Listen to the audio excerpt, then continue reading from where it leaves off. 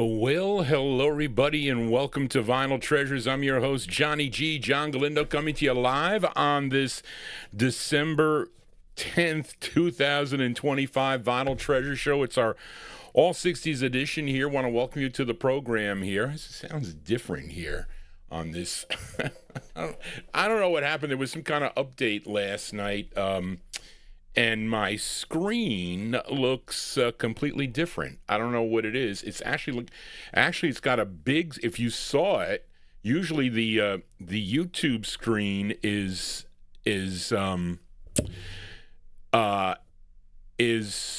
small, but it is big here. I can make it even bigger here, which is kind of weird. You can see it right here. This is the screen that you see. Okay, I see the screen here in front of me. You might be able to see it a little bit. You just see the tail end over here.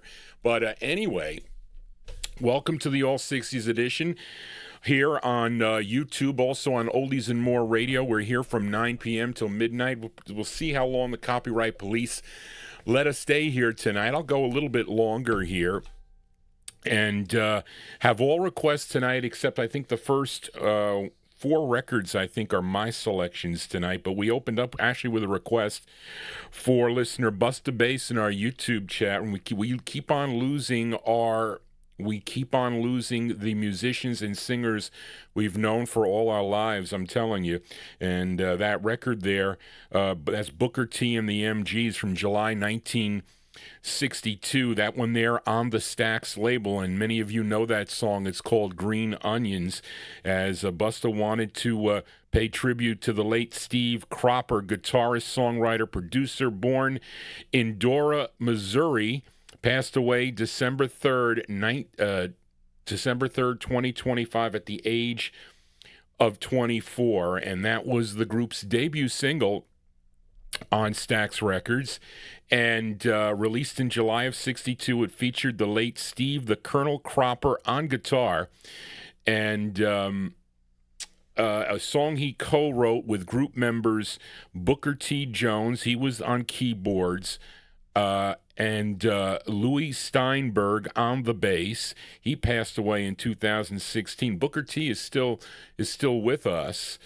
Al Jackson, he was the drummer on that. He passed away in 1975. This record charted number 3 on the Billboard chart, number 1 on R&B, and number 1 on many stations throughout the United States. But great guitarist there. We'll be playing records tonight featuring the late Steve Cropper on guitar with your requests that are coming up tonight. So, again, as we try to keep this music alive here on Wednesday evenings, the soul music, even on Saturday nights from the 1950s. So if you are new to this program and are just finding out for the first time, please consider subscribing to my YouTube channel. And I want to mention about also I've been, I don't know how this is happening, but I've been, I'm going to do an all-Christmas show on Christmas Eve. I'll be here probably a little earlier than 9 p.m., those of you that celebrate Christmas, or if not, you got nothing to do on that Wednesday evening, join me here. I'll be playing real records and try to stay away from the big Christmas hits because the copyright police, they don't like that. But if you do have a Christmas request, I've got some really...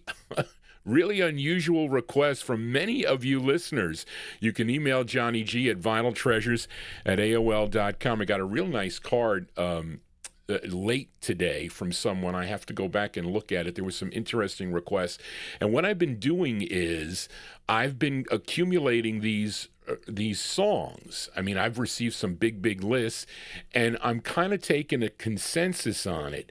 And I posted the top consensus songs on my YouTube wall. There's like a tab called posts there, so you can check it out and you can see what I didn't put who voted for what, and you know if you voted for those. But I think there's about 10 up there, I think, that received 3 selections or more.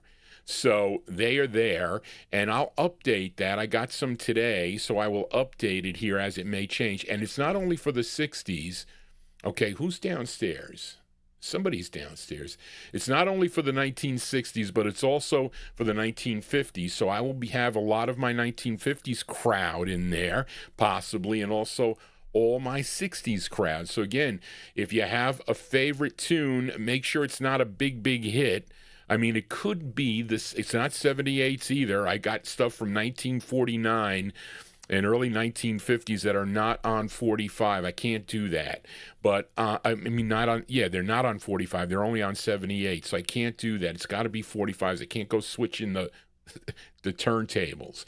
But anyway, so that is the deal here. So I'll keep you posted as we go. I don't know the time yet because I got to coordinate it with my dinner. I got to ask Mama Galindo about that. But anyway, so let's open up here the vocal portion here. I picked this tune. The lead singer of this group goes back to 1954, was a member of a group called the Scarlets. I feature him on the Saturday night show and also here on the 60s show because he continued to record, I think, into the 1980s. He was out performing on the oldie circuit for many years. Unfortunately, he passed away. But he was, of course, the lead singer also of the Scarlets and also of the Five Satins. You may be familiar with their 1956 release In the Still of the Night on the Ember label, but they continued to record. He formed a new group called the Restless Hearts, okay, and they first recorded for Jerry Greenberg's Green Sea label, which is out of Connecticut, and they had 2 releases on the label. I have them both, Stone Mint copies. I don't know where I got them, but they were on the cheap for a couple dollars way back when I first started collecting. This is their first release, a tune written and produced by the lead singer. Of course, I'm talking about Fred Paris, and this charted locally. This charted number 39 on WAVZ. If you were listening out of New Haven, Connecticut, let's go to April 1965. Open up the vocal portion here with Fred Paris and the Restless Hearts, and the song is called Blushing Bride. Here you go, our opener, Fred Paris. Here you go.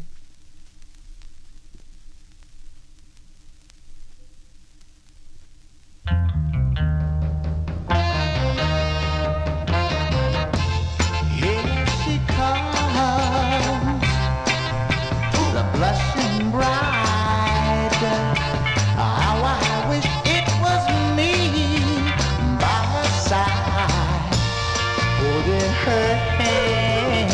I'll be in a wonderland, but I gotta go to the land of broken hearts and high to see the sun goes down.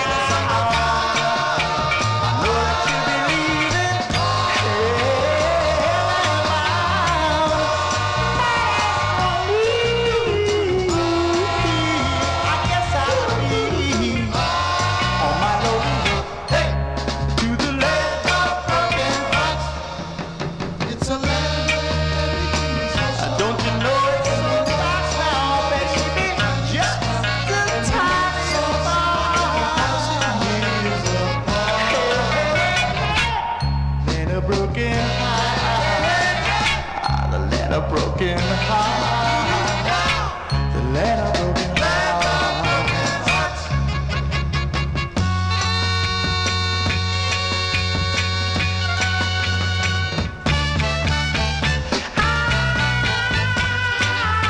I see my time running low. One more kiss and I'll go.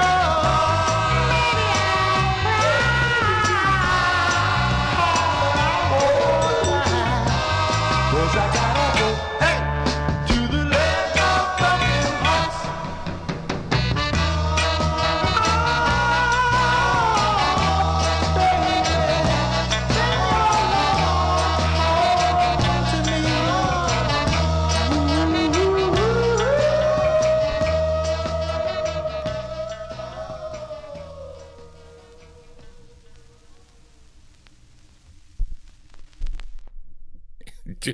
Duty calls here. I apologize, folks, for that. I had to, I thought I heard some kind of voices down the stairs there. It was my mother. She came up on the escalator, and she had a problem with the tablet there. So I don't know what's going on there with that. But anyway, so that is our opener there. That is from April 19. Hold on a second, folks. This does not sound right.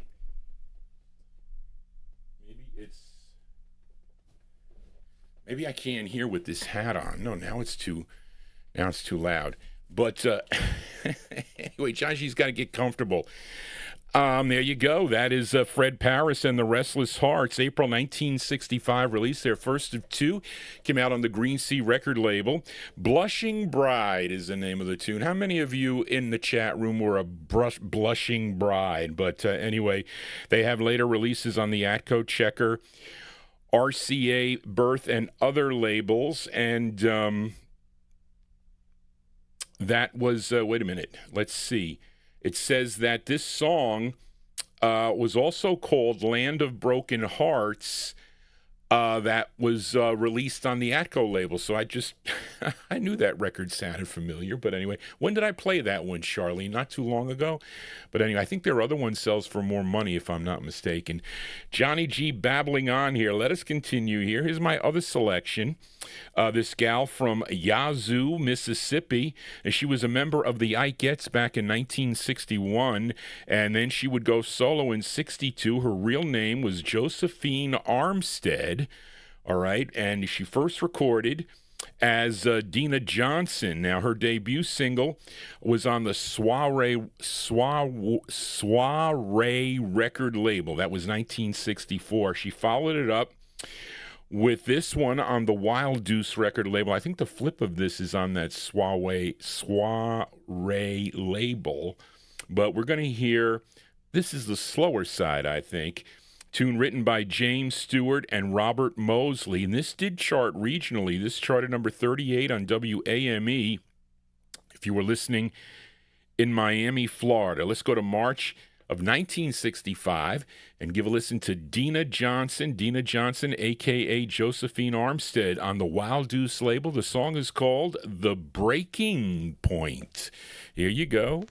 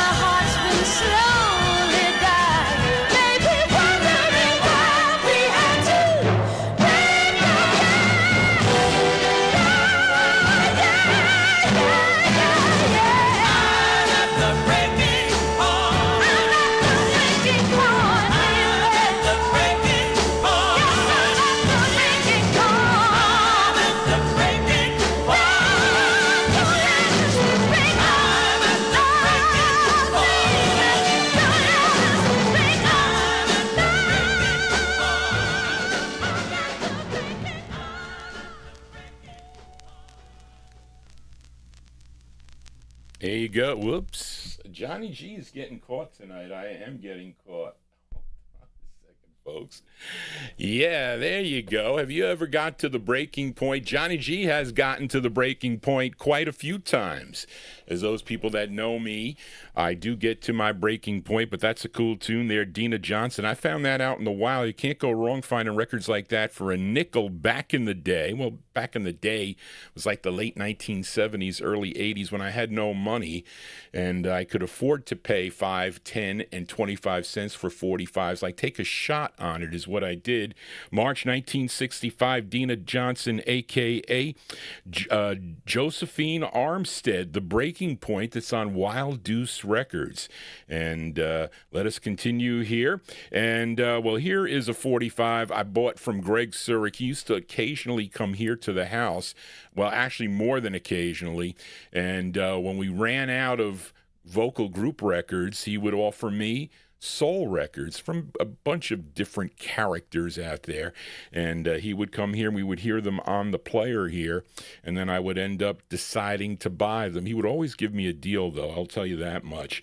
And this is the debut single for this singer from Baltimore, Maryland. His real name is Roger Dale Pashik, but he recorded as Roger Pace.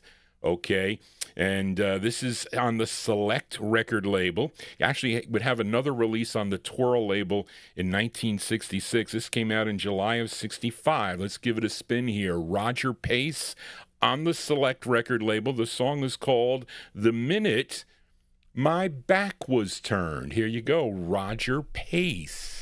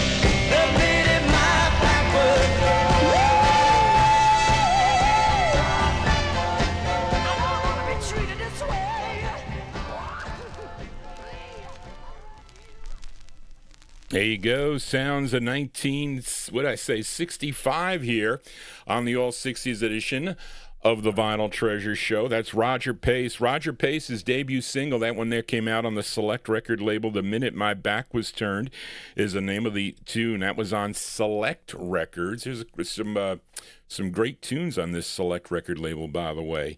Trying to think what that other group is. The group from they're from Connecticut, I think. It starts with a K, I think. Johnny G losing his mind here on a Wednesday. Let us go one more time with one more pick for Johnny G, because I like this song a lot. This singer, this is actually the B-side of the 45. This singer, she's either out of Detroit or New Jersey, because her first, well, I should say she recorded for Suron Productions, okay, which was headed by A&R man Ronnie Savoy, who also recorded, he had earlier releases on MGM and Atlantic, I think, maybe a couple other labels too. He began producing in Detroit. Okay, first for the Rick Tick record label, that song by the Fantastic Four. I'm sure many of you know the tune by the Fantastic Four called The Whole World Is a Stage. Well, he produced that record. He was up in Detroit, but then I think he came to New York or here on the East Coast, and this gal was recording for Suron, okay, Suron Productions. Her name, Brenda Joe Harris. So she's either from Detroit, possibly New Jersey. Her debut single came out in 1967 on the Awake label, which I think was a Detroit label, but some association with somebody down here in the New York area, as many times labels did. But here's the B-side to her second overall release. It's on Morris Levy's Roulette record label. The tune written by Ronnie Savoy and Rosemarie McCoy. Ronnie Savoy also produced it. Now, the promos of this, okay, are omitting the word your, which looks like they just stuck it on the label here when they put out the stock copies. But anyway, this is her first of two on Roulette from September 68. Let's give a listen to Brenda Joe Harris on Roulette Records. And the stock copies say, "Your love is like a hurricane." Here you go, Brenda Joe Harris. It's finally happening to me. It really moves me. You're like a hurricane. You're like a hurricane.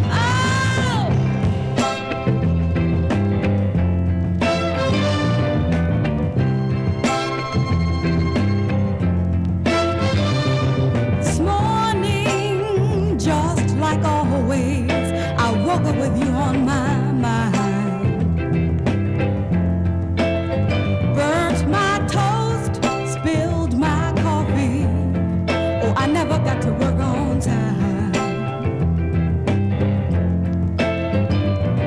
Couldn't stand to come home lonely and sad, so I stopped downtown to shop around. Yeah. Started raining, was I glad, 'cause they couldn't see my tears that fell down.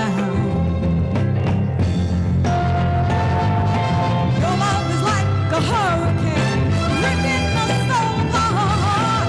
Your love is like a hurricane, tearing out my heart.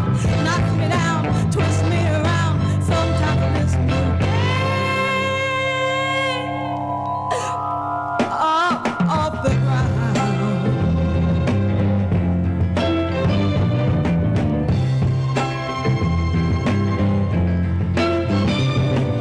Sometimes I feel the sunrise inside of me. Just for a moment, I think your love is gonna let me be.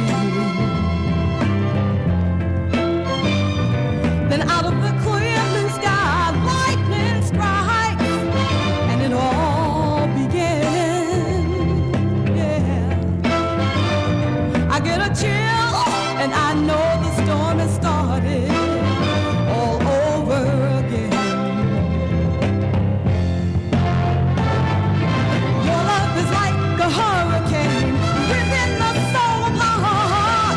Your love is like a hurricane, tearing out my heart. Knocks me down, twists me around, sometimes it lifts me up off the ground.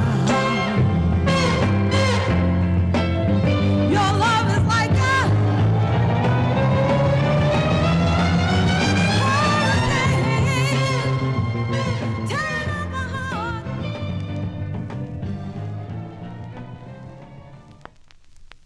I love that bass on that record, I do. Did who asked me something there? Did Morris Levy claim credit on the 45? I didn't see his name on here. That was all, well, they kind of tightened up a little bit in the 1960s. No, he does not. It's Ronnie Savoy and Rosemary McCoy Nowhere, produced by Ronnie Savoy for Suron Productions. It's Sharon Publishing.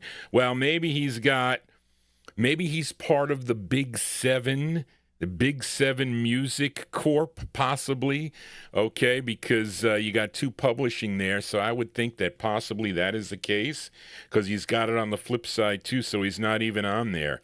And anyway, but that's how those guys worked, especially if you were, wearing a hat. No, anyway, there you go. I like that bass in that record. I do. But there you go. Those are. Oh, I lost my place here, folks. That is Brenda Joe Harris. Brenda Joe Harris there from September 1968. That's on the Roulette record label. It's called it was really Love is Like a Hurricane. Then they ended up adding Your to the title. Hope you're digging on the tunes here on a Saturday evening. They changed everything here, so it looks kind of kind of weird, is it what it looks like. And I had an update to my my streaming thing, and I wasn't gonna risk it not working correctly, so I did not update it. But anyway, let us continue here on the Vinyl Treasure Show. Let's fill a request now for listener Amy King in our YouTube chat room. Amy is my YouTube chat moderator. Okay, if anybody else wants to be a moderator, contact Johnny G. But you got to be able to be attending the shows. So Amy is usually in. Very rarely is Amy missing from the show unless she's actually has to do something. But if you do want to be a moderator, email Johnny G at vinyltreasures@aol.com. And I reserve the right to not select those people anyway. But this is a request for Amy King as we go to the Bashy record label. Bashy Records was originally owned by Carl Davis and Nat Tampole. I think that's what she's got here.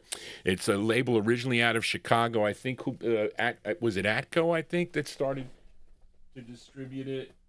Atlantic Records. So Atlantic Records got into the mix to distribute it.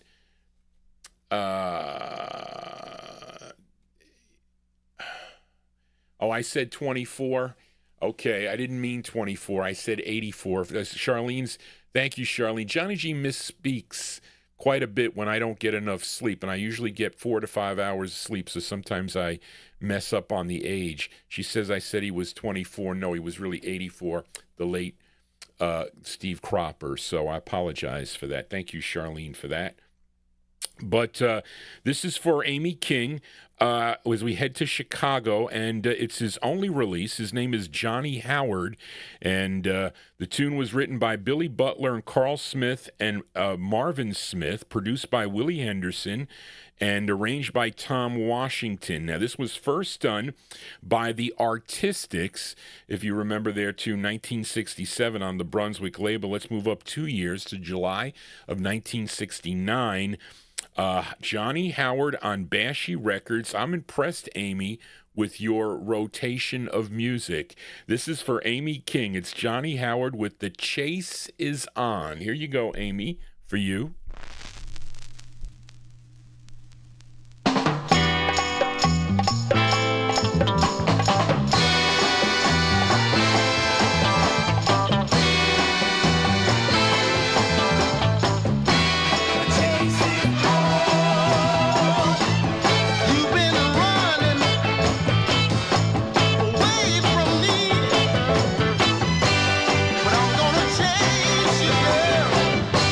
Until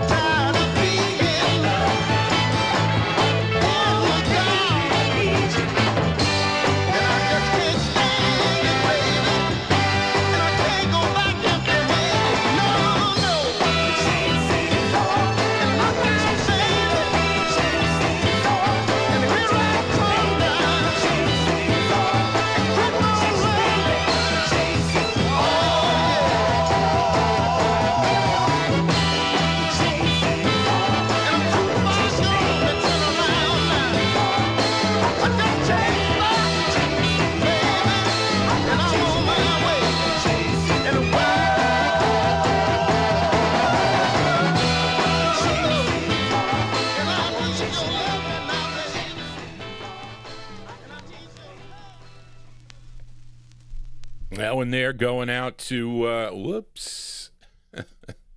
That one there was Charlene, what are you telling me now? The music is lower. Your voice and my voice is lower. I don't know, Charlene, what happened here because they changed some of the settings on the thing, so I don't know. I have to. I think it is low to myself anyway, but we will try it here. I just don't want it to clip. That's an amazing request there, Amy King, in our YouTube chat room. July 1969. That is Johnny Howard on the Bashy record label. The Chase Is On is the name of the tune. And so those records I bought many, many years ago. Those were like dollar purchases way back when, before they knew some of these records might be worth a little bit of money. I could raise this a little bit there. I don't know if that's good to do. I don't think I should well, I'm afraid to play with these things and we'll lose everything. So if you can bear with it, I'll go back and listen to the thing there. But anyway, so let us continue here. Let's fill a request now for a listener, Adrian Viterbo, in our YouTube chat room. Now this record here, when I used to buy from some of my dealer friends, they used to put little codes on who, you see that? So I did pay $15. I probably gave me a discount. Mike would always give me like 30% discount. So I paid $15 for this 45. So it was many, many years ago. Mike has been gone a while. Mike and Carol Demersion from, well, they're not Boston, they're Waterbury. Is it Waterbury? Watertown, Mass. I think it's Watertown. John G. losing his mind. But I bought this from them because it looked unusual, and I was collecting everything at the time. I just was buying it, even without listening to it. But we go to Chicago now with this request for listener Adrian Viterbo, and this is this artist's first release. This is on Ulysses Samuel Warren's... Wait, this first came out on another label. I'm sorry. Ulysses Samuel Warren's Germa label, which was out of Chicago. Then it would get picked up by Conduct, Conduc. I guess that's how you pronounce that. This label was owned by Leo Austell and Bob Lee. The tune co-written by the lead singer on this. His name is Wiley Dixon, okay, and the other writer is U.S. Warren. Now, the group is called The Wheels, okay, which are the Wheels made up here are James Carr and Bobby Pointer. So let's go to 1965 for Wiley Dixon and The Wheels on the Conduct label. The song is called Sad Times, and this is for Adrian Viterbo in our YouTube chat room. Here you go, Adrian.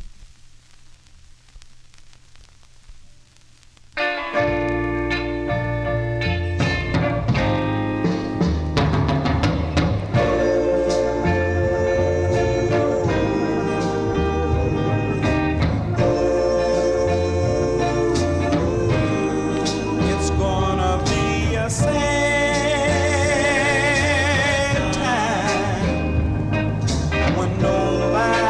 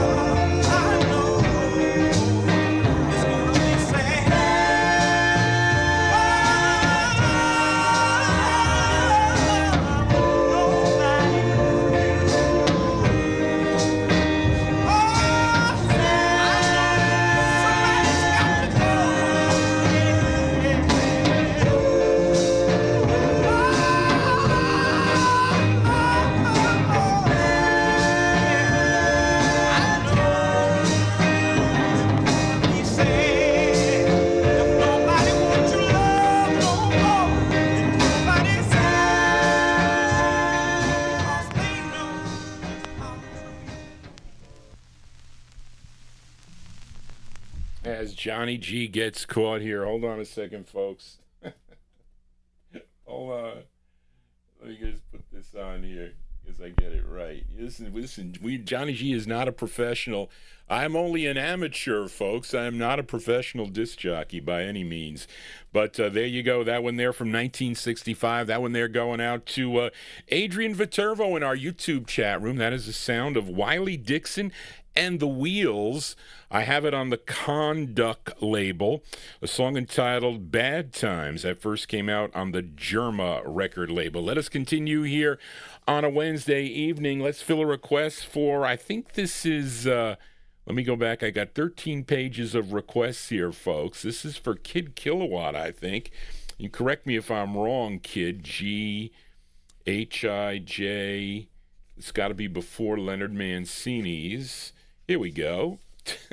I bought this record in the wild. I went to a garage sale here locally in town, and the unfortunate thing is they weren't in the greatest shape, but the girl said, well, they're only a nickel each, so if you want to take them, or, you can take them. They're a nickel each. It came out to like $7 of records. I bought them all, and this was in there. By the way, we're talking about King Curtis Owsley. One of the top Christmas songs is his instrumental song on the Atco label. That I think so you can go. You know what you should do is go to my wall. Okay, a little bit. Okay, Charlene, I apologize, but go to my YouTube wall, and I think I have the songs there. I forget the name. What is the Christmas song? I think he does. But anyway. This is saxophonist Curtis Owsley, although this is a vocal. Okay, he's originally from Fort Worth, Texas, but he relocated to New York City. Okay, and he was a musician in the early 1950s, and we all know him as King Curtis, played on so many recordings, so many classic recordings during his career. But he continued to record into the early 1970s until his death. First recording for the Groove label back in 1956, then for Apollo and Deluxe, but he had 26 releases for the Atco record label, and this was his 14th release. It's a song he wrote. It was produced by Tommy Cogbill, and this charted number 33 on Billboard, number 6 on the R&B, and this was number 1 on WWIN out of Baltimore, Maryland. I think this is him on the vocal. I don't know what he sounded like because there's not many records that he did vocals with, but maybe it could be one of the guys in the band. I don't know. If anybody in my chat room knows or tuned in, you can email Johnny G at vinyltreasures@AOL.com, but it's from August 1967. This is for Kid Kilowatt in our YouTube chat room. King Curtis on Atco. It's called Memphis Soul Stew. Here you go, King Kilowatt, for you. King Curtis.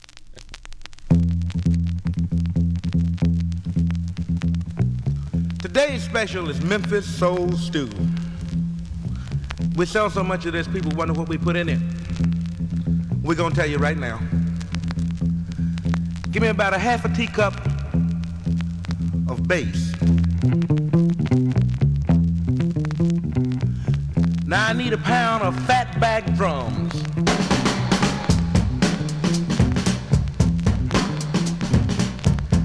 Now give me 4 tablespoons of ballin' Memphis guitars. This gonna taste all right.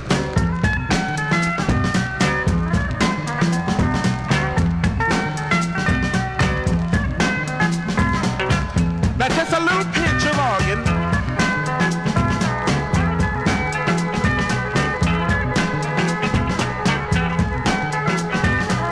Now give me a half a pint of horn.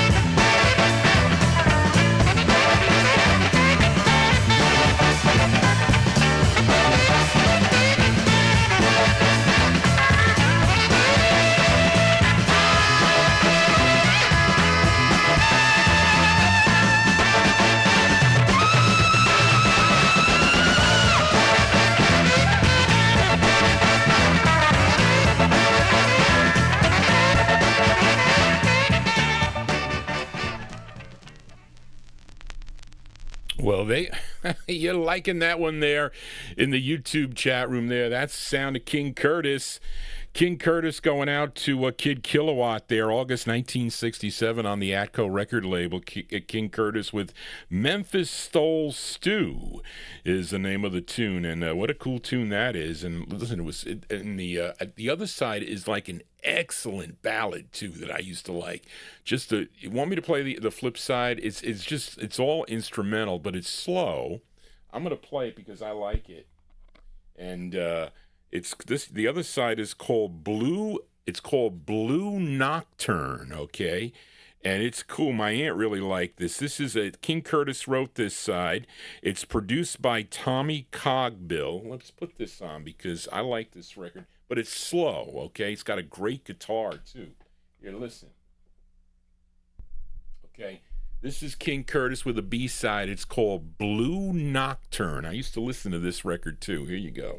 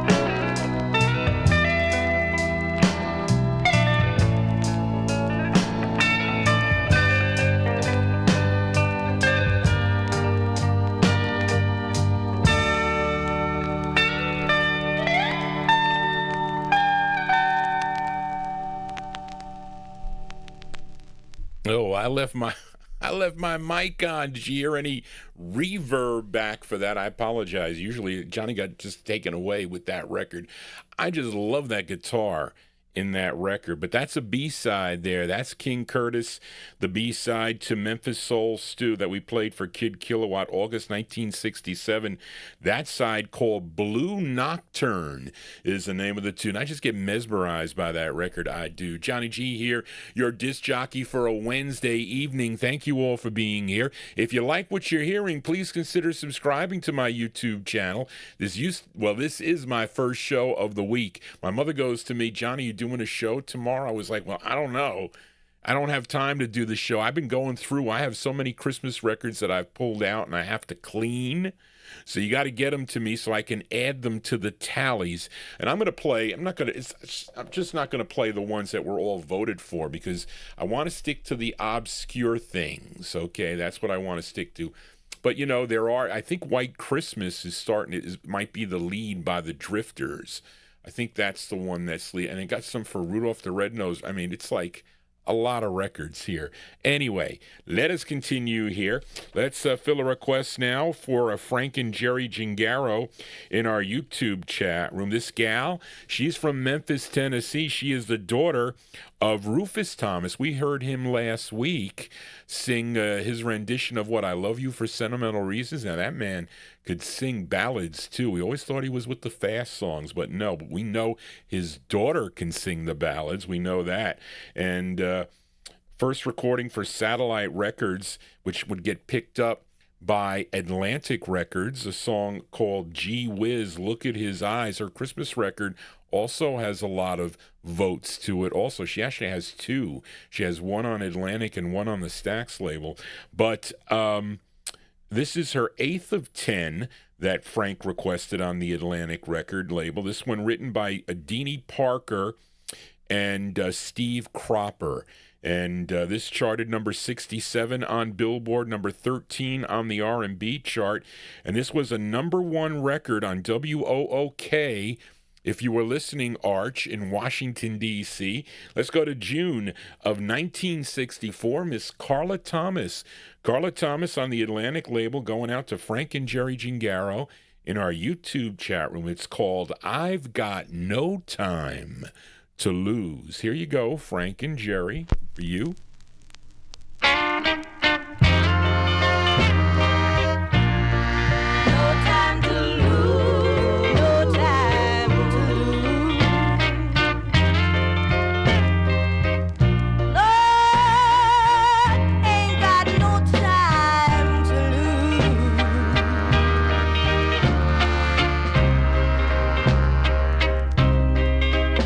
I've got to find my man, make him understand.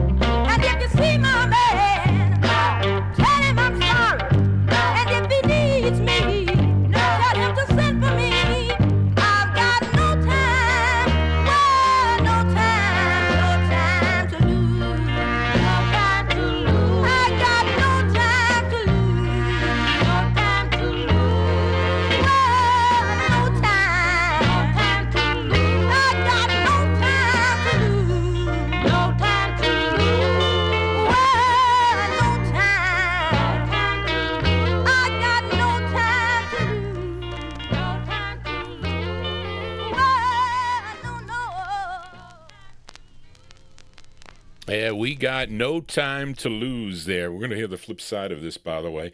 That one there going out to Frank and Jerry Gingaro in our YouTube chat room. The sound of Carla Thomas. Carla Thomas, her eighth release, 8 of 10 on the Atlantic label.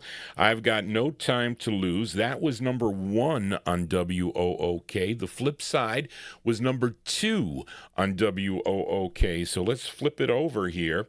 And this flip side, written by Carla Thomas, June 1964. B-sides here on the Vinyltreasure show. Let's give a listen to Carla Thomas with her tune called A Boy Named Tom. This is going out to Frank and Jerry in our YouTube chat room. Here you go.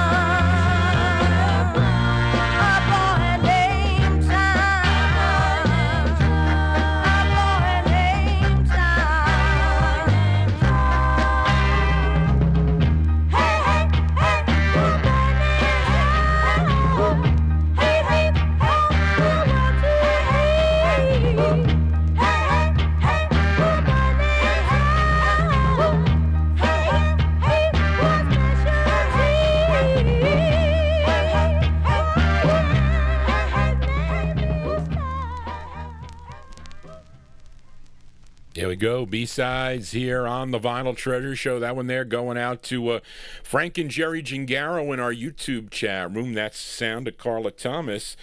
Carla Thomas, her 8th release for the Atlantic record label. So that side called, the B-side, A Boy Named Tom. The A-side we heard, I've Got No Time to Lose, June 1964 release as we continue here.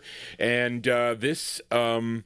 today, I think, was the anniversary, unfortunate anniversary of the death of Otis Redding. Died in that plane crash, that horrible plane crash. What was it, back in 1967? Do I have that on here, Charlene? Do I have the details? I know I got them on one of my write-ups here. And, yes, here it is. The...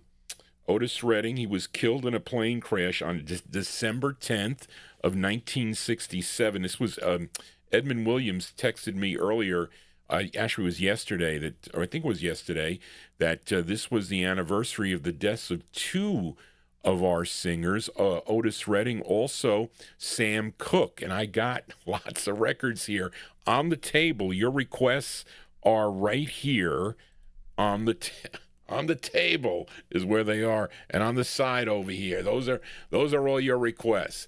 But so I got a number of requests. Actually, we're going to play the flip side of this. I got to see who requested it, but somebody did.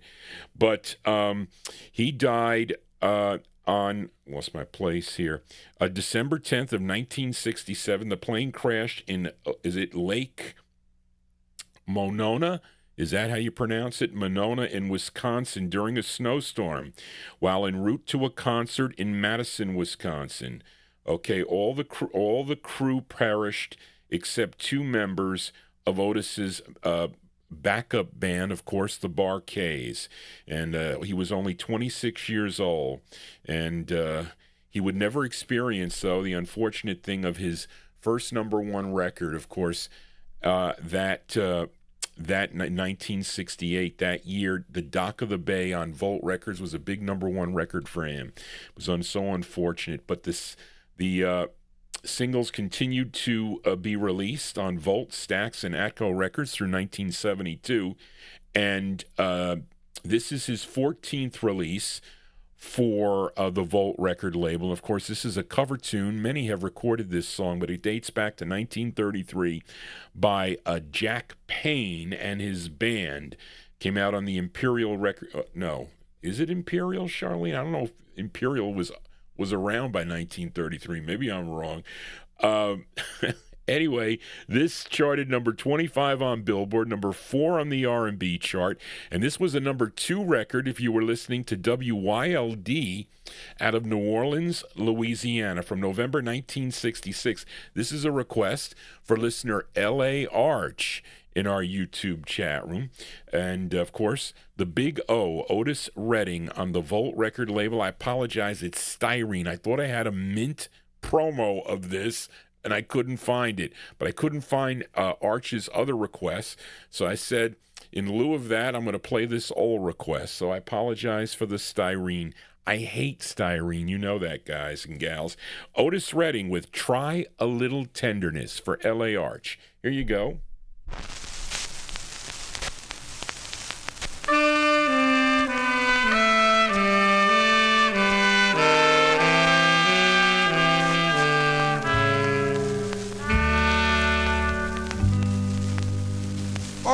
She may be weary, and young girls, they do get weary wearing that same old shaggy dress, yeah. But when she gets weary, try a little tenderness.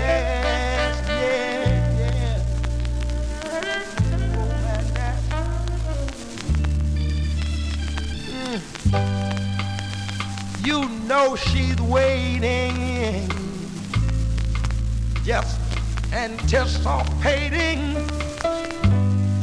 for things that she'll never possess, yeah. But while she's there waiting, and without them, try a little tenderness. Gotta do.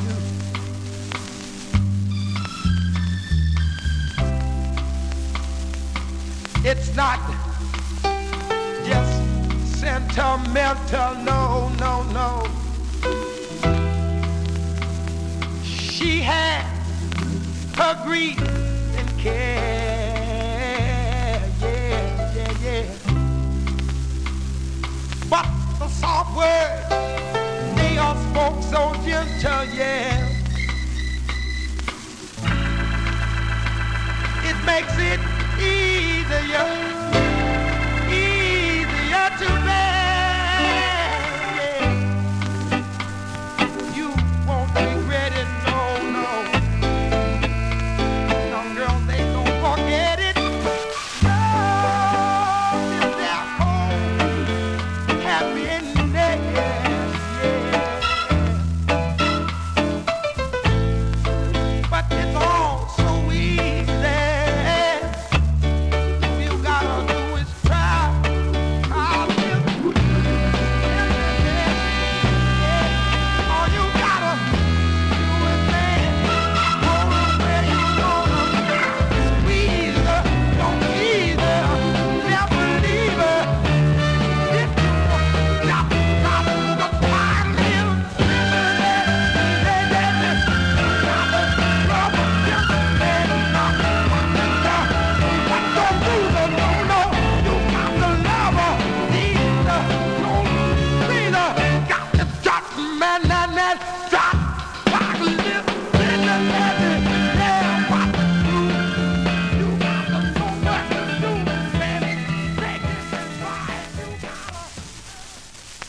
Yeah, you see, folks. That is, I'm gonna play the flip side of that. We'll see how bad. So what happens is, I hate if I had a choice to buy, and again, this was picked it up somewhere. I have a promo copy I was looking for Arch, but and that's why I was holding back on playing this version here because I don't like the styrene. I mean, it doesn't look so bad, but when they play these styrene records with a bad needle, okay, or a very heavy needle. Well, I mean, with the weight of the tone arm pressing down, you're going to wear this out. They're not supposed to last for and God, if you play them over and over again. Like I used to play them over and over again on, those Victrolas that you would stack 6 records on. Well, if you put that the arm that holds the 6 records up, if you put it on top of the adapter, the adapter, they used to have those funky adapters, kind of like, it looked like a little bit of an S. It had like a curve into it, and when the tone arm would go up, it would go in and drop a record down or 2, but it was supposed to drop 1. But if you left it on top, it would go back and do it again, go back and do it again. So you do that, you're going to wear the record out. It's unfortunate. It's a styrene copy. I'm telling you, I have a vinyl promo of this, and I couldn't find it. But let's try the flip side. Maybe whoever owned this didn't ruin the flip side, because Ron Harry in our YouTube chat room requested the flip side of this. Hold on, folks. I'm going to play it here. And listen, you want Steve Cropper? You're gonna hear him tonight, and a lot of the records are gonna feature here tonight. So let's flip it over here. Let's flip over "Try a Little Tenderness" from November of. Wait a minute, what did I say? Wait, Charlene, that one says 66. What did you have on the other? What did you have on the other one? On L.A. Arches here. What did you have? What's the date? Oh, no, I said it right, November 66. Yeah, the record came out November 66, this record. So he was still, did I say 68? I'm telling you, it's time for cataract surgery. But let's flip it over here. I can't see. That's the problem. This one here going out to Ron Harry in our YouTube chat room. This side, written by Otis Redding, Steve Cropper, and Dave Porter. And this side also charted regionally. This was in Baja Cal. Is it Rosarito in Baja California? Did I say that right? Charted number 13 on XERB. B-sides here on the Vinyltreasure Show for Ron Harry, the Big O, Otis Redding. It's called "I'm Sick, You All." That one there on the Volt record label for Ron Harry. Here you go, Ron, for you.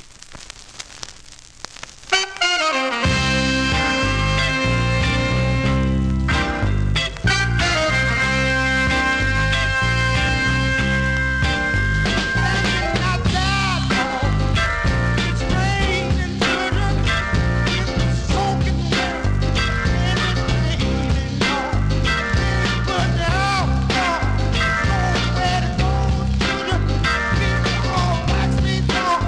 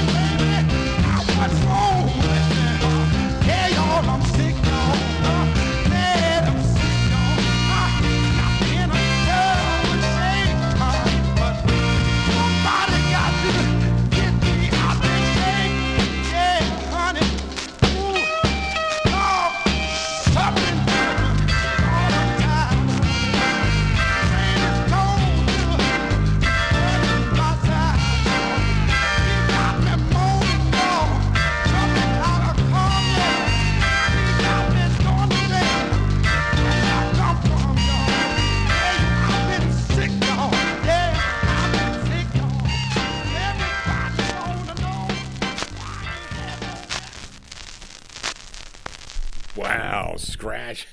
There you go. That is a scratchy styrene 45 there. I apologize for that. That is subpar for Johnny G, so I don't like to play records like that. That's why I was holding that back arch.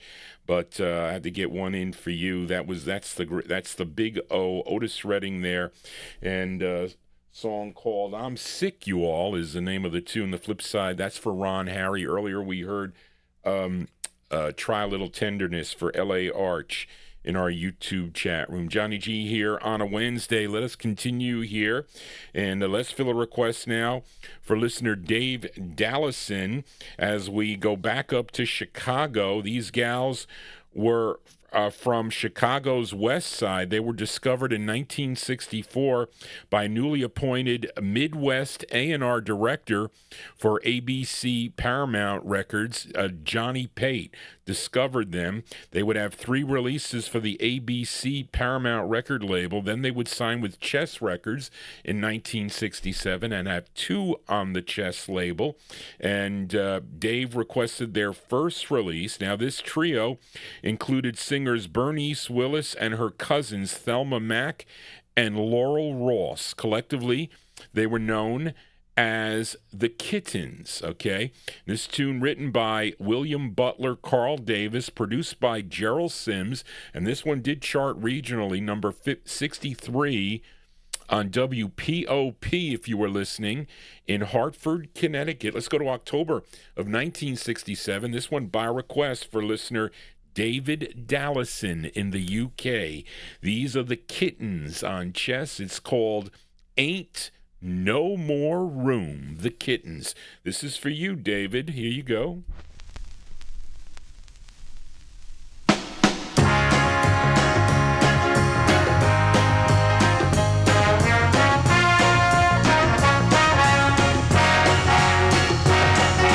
How could you do it? Turn my love to shame.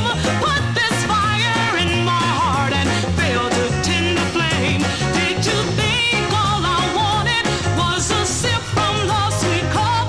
Well, you only left me thirsty, boy. You filled it halfway up.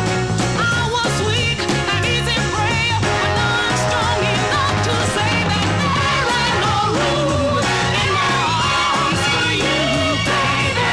Ain't no more room in my arms for you. I was lonely with the need for love, too much for me to bear, till I found someone who wanted a more tender, loving care. The happiness he brought me in my heart, a sweeter song, and it sings out in his embrace. So grateful to belong. Now you're back, I wanting me, but why don't you just let me be? 'Cause there ain't no room in my arms for you, sugar. Ain't no more room in my arms for you.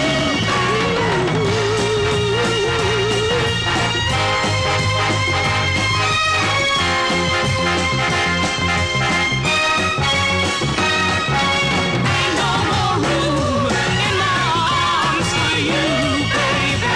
Ain't no more room in my arms for you. He released me from my heartache. All my hope has been restored, and I love him with a freedom that I've never known before. You got the nerve to come around after the way you let me down. Well, there ain't no room in my arms for you, sugar. Ain't no more room in my arms for you. You told me that our love was true, and then you went and left me free. You said you loved me, that's There you go. That one there going out to UK listener David Dallison. That's the sound of the Kittens. The Kittens on the Chess record label. And from October of 1967, a song entitled Ain't No More Room is the name of the tune. Well, there's a lot of room here in the studio for when Bill Obe and Karen Efron come back here to the studio next year. So I'll keep the chair warm for that. But let us continue now. And I'm trying to find my G page here. I have 13 pages of notes, folks, is what I do. have here, and this is for I'm going to play a record for request for listener Grayland in our YouTube chat room. If I could find the G page here, and where is the G page? This is the D page. This is the E page. 13 pages of notes, folks. Is I want to give you information on this group too. This is oh man, Johnny, you messing up here. Usually have my act together. I don't have my act together tonight. It was I was at the breaking point. Remember we heard that record earlier? It's page 7.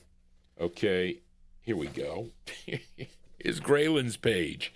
Okay, this is we're gonna do a twin spin on the Chess record label, and you all like this artist, and you know this artist.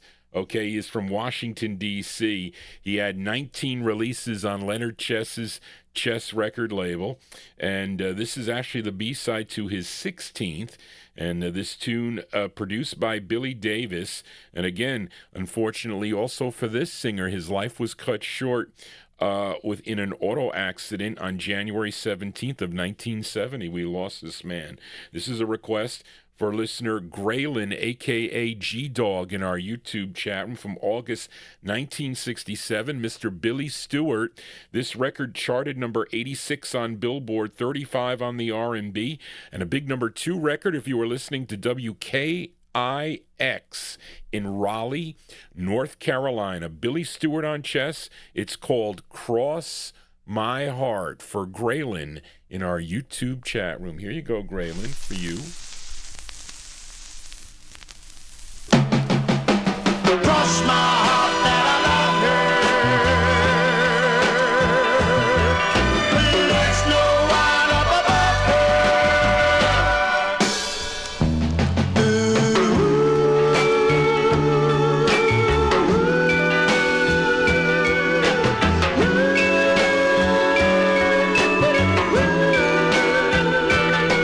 I want a girl that's true. My troubles too. Tell my troubles too. Lord, why don't you send her to me? Good God Almighty, trying to sit her right now. This fat boy's gonna love her. There's no one up above her. Do you know?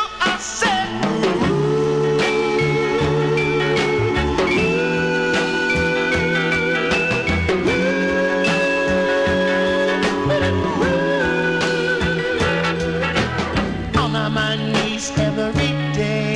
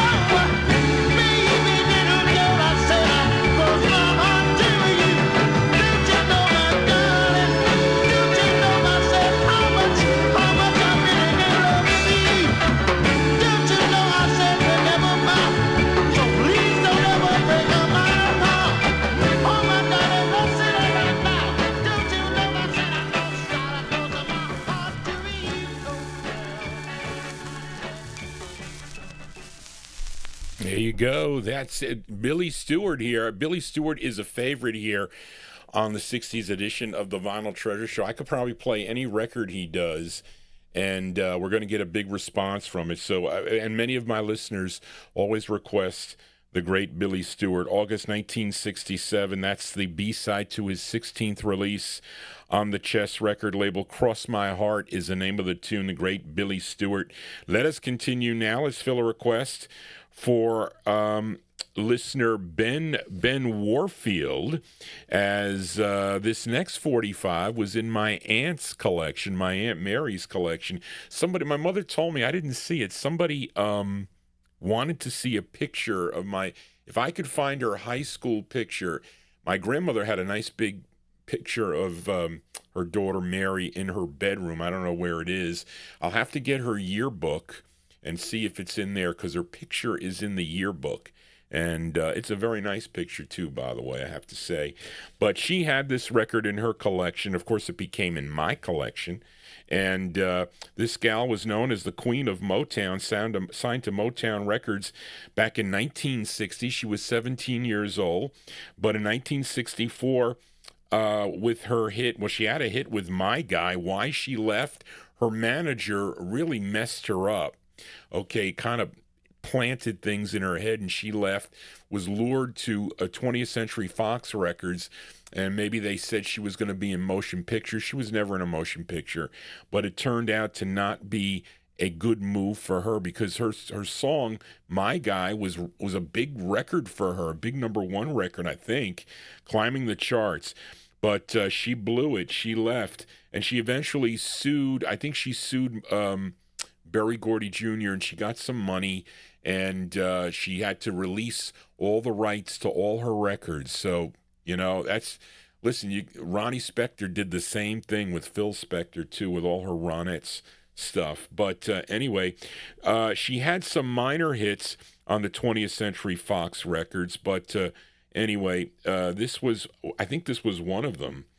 This turned out to be her, it was her biggest mistake, but she had 6 releases on the 20th Century Fox label. This was her second release, and this charted, number 41? Okay.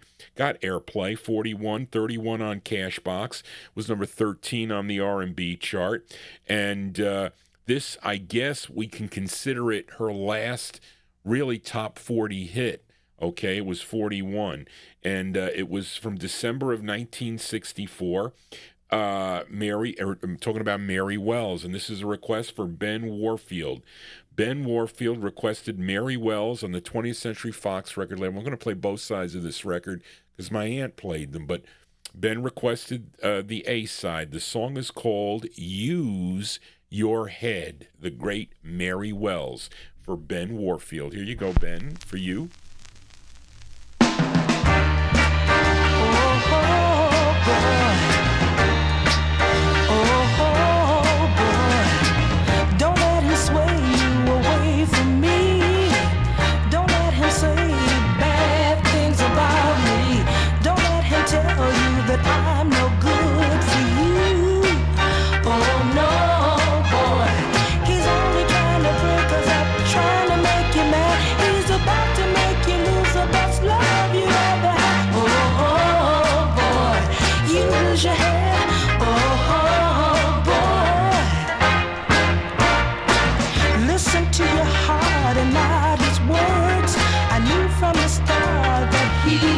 Against us, please don't think that I've been untrue to you. Oh no, boy. Although he treats you nice and claims to be your friend, he's always asking me if he could call me now and then. Oh boy, use your head. Oh boy.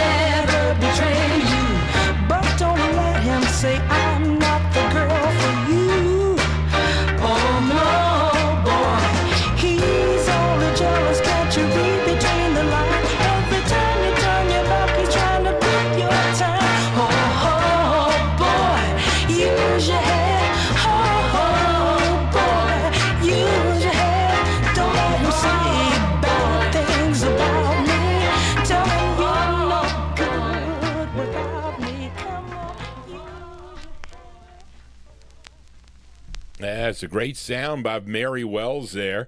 That one there by request for Ben Warfield. Mary Wells, December 1964 on the 20th Century Fox record label. Use Your Head is the name of the tune. We're going to flip it over here at Johnny G request. Flip over the 45. Who wrote this side here? Rudy Clark. Okay, Rudy Clark doing some great writing for many of the artists back in the early or mid to 1960s, actually for a long, long time prior to that and later than this. But anyway, let's flip over Use Your Head by Mary Wells from December 64. You get this song as the flip side. We'll send this one out to David Vielma because I know he likes Mary Wells. This song is called Ever Lovin' Boy. Here you go, Mary Wells.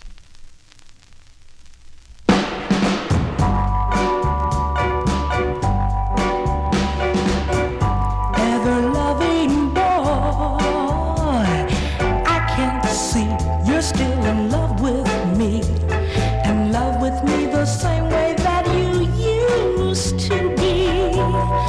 Time has never changed you. Oh no, ever loving boy. I can't tell because I know you well. You love me like you love me since the day we fell. Time has never changed you. Oh no, we had a fight, but here tonight we kissed again.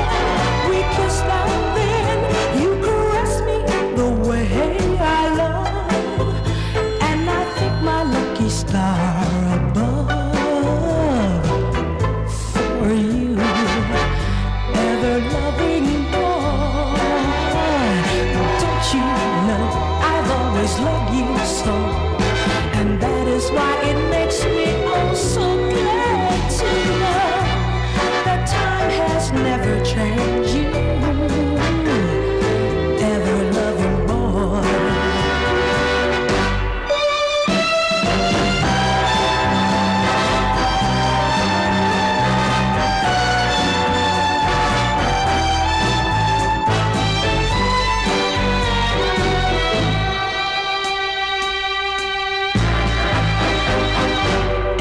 Loving boy, don't you know I've always loved you so, and that is why it makes me oh so glad to know that time has never changed you, ever loving boy. He's my boy, pride and joy.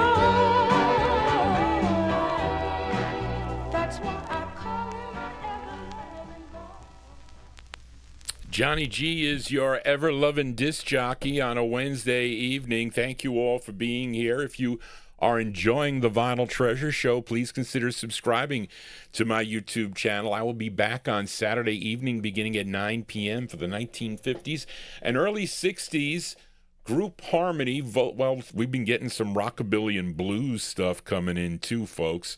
So stay tuned for that. If you do have a request, you can email Johnny G at vinyltreasures@aol.com. We're live on YouTube at 9 p.m. Eastern Standard Time. Also live on the Oldies and More Network, streaming on their network. So I hope you consider joining me on Saturday evening if you're not doing anything. We're usually there till late.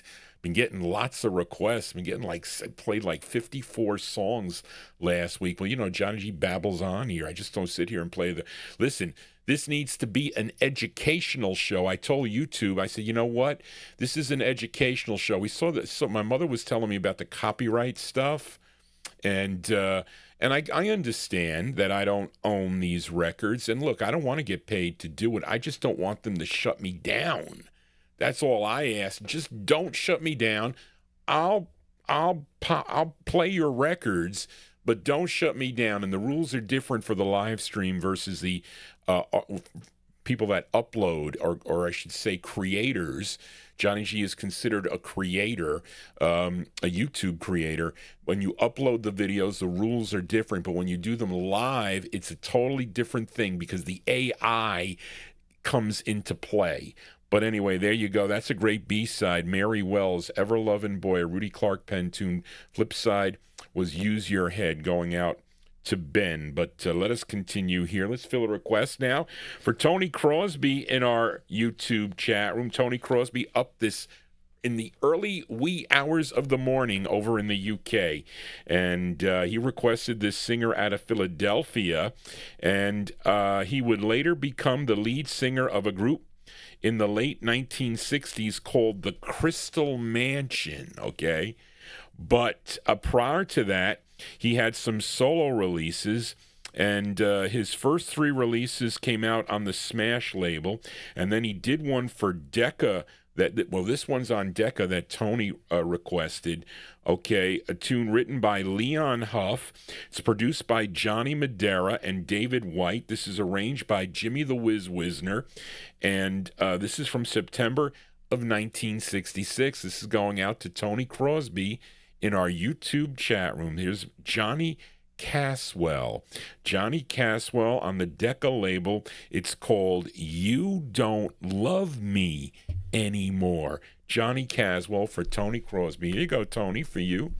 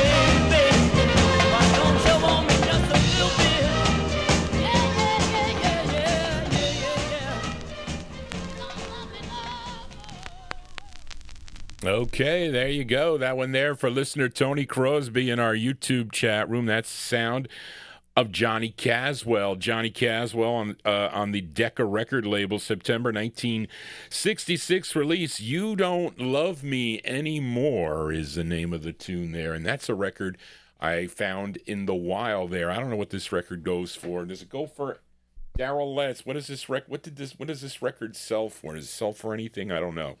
But let's flip it over here. We're going to do it's not in the greatest shape, folks, but what do you want for like 10 cents? Okay, we're going to flip it over for listener Mark Speck in our YouTube chat room. Now, this is, what does this say here? It says vocal with chorus and instrumental accompaniment. Directed by Jimmy the Whiz Wisner. It's Double Diamond Music and Champion Music Corp. Tune written by Johnny Madera, David White, and Len Barry. Okay, produced by Madera White Productions. And this is a B-side, Johnny Caswell. And the song is called, let me put it on here. And hold on a second, folks. Okay. Here you go. We do instant requests here on the Vinyl Treasure Show. This one here going out to Mark Speck in our YouTube chat room. This is the flip side of Johnny Caswell's You Don't Love Me Anymore. The song is called I Owe You for Mark Speck. Here you go, Mark.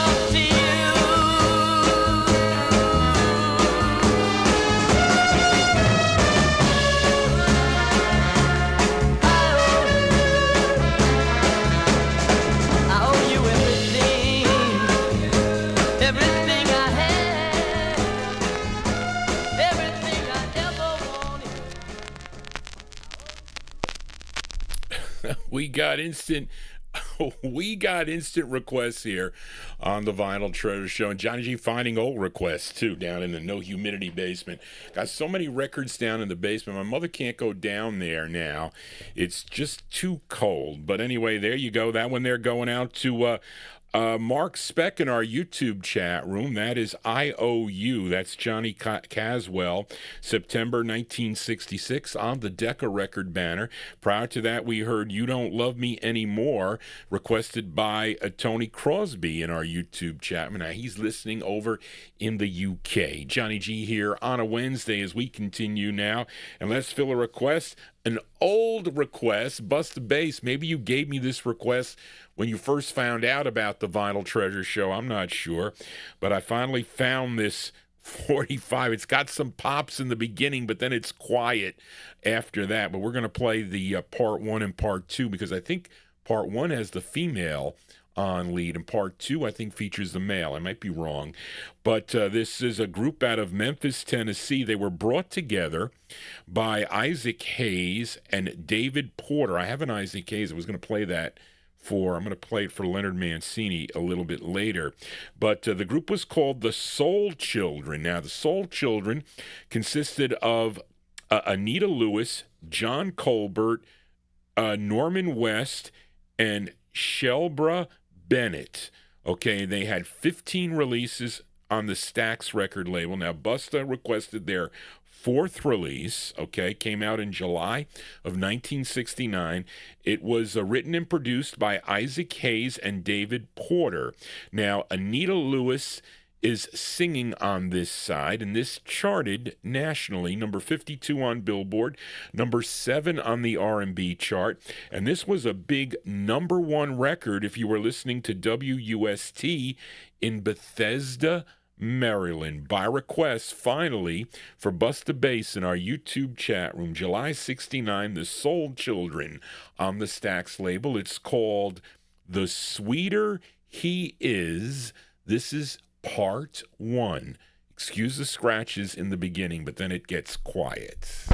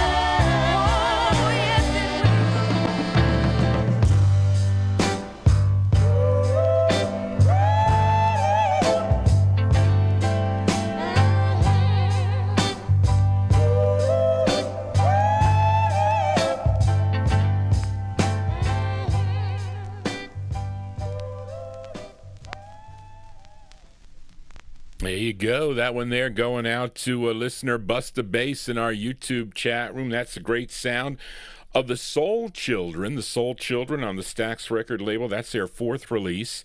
Came out in July of 1969. It's called The Sweeter He Is. That's part 1. And that one there featured the female lead. Her name is Anita Lewis. She's on lead. Now we're going to flip it over here because there's a part 2, and it features a male lead, and his name is John Colbert. He is doing lead on the flip side. So here we go. Busta requested both sides of the 45. July 69, The Soul Children, again produced by Isaac Hayes and David Porter. This features the male lead, John Colbert. It's called The Sweetest He... Is it she? No, it still says he. The Sweetest He Is, part 2 for Busta Bass. Here you go, Busta, for you.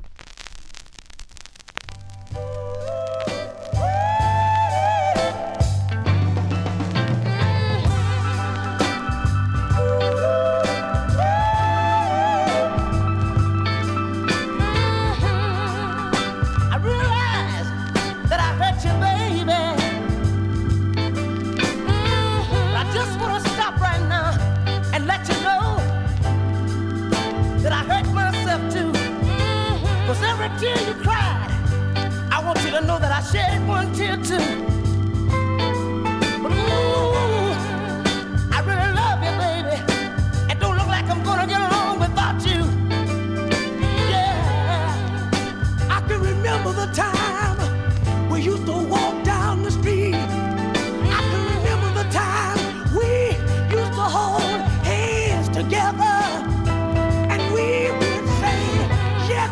sing a song goes something like this. This the way we would sing it. Oh yeah.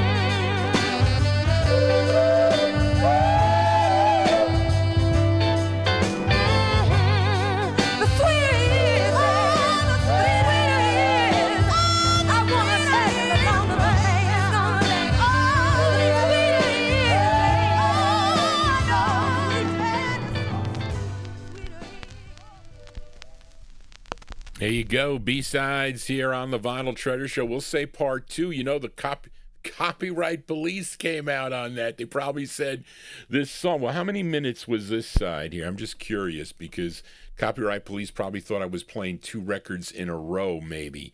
This side was 3 minutes and 22 seconds with the guy lead, and it was 2 minutes and 52 seconds with the gal lead. But there you go. The A and B side there of the Soul Children. The Soul Children, July 1969. The Sweeter He Is, Part 1. And Part 2 going out to Bust the Bass in our YouTube chat room. Johnny G here on a Wednesday evening. Is it cold out? It is actually warmer. It's like 38 degrees and mostly cloudy. It was pouring rain before. Probably going to get cold again. But anyway, and again, those of you that are into the Christmas sounds, Johnny G will be doing a all-Christmas show on Christmas Eve right here on YouTube. I know many of you will be with your families. So some of you, maybe not. Maybe you're going to be alone on Christmas Eve, so you can spend it with Johnny G here on the Vinyltreasure Show. I'll be spinning the Christmas tunes as requested by my listeners, both on the 1950s and the 60s shows. So we got Soul Christmas and vocal group Christmas and some other rock and roll things also. But Christmas records is Christmas music is Christmas music. We play it. It comes once a year, and there are lots and lots of Christmas records through the years. But I want to stay away from the novelty things. I want it to be like serious. So, and not so much the common ones that you could hear on, regular stations that'll be playing them for the. Well, we're getting close. We still have some time though. So if you do have a Christmas request, I'm keeping track of all the requests I get, and the ones with the multiples I'll post on my YouTube page. I think I posted this late last night from what I had because I finally got the file sorted. So you can check it out. And speaking of Christmas songs, Bill Olb, well, we're going to have a record for Bill Olb coming up. But Bill Olb would like to invite all of the Vinyltreasure Show listeners to join him, along with Frank Gingaro and Gordon Skagberg, as Bill will be a guest on the Rhythm and Blues Serenade. Okay, it would be his 28th annual Collector's Christmas Show on the Rhythm and Blues Serenade, and really it's his 50th year of presenting Christmas shows, because he going back into the 19, was that 19, what's got to be 50 years, got to be in the 70s, right?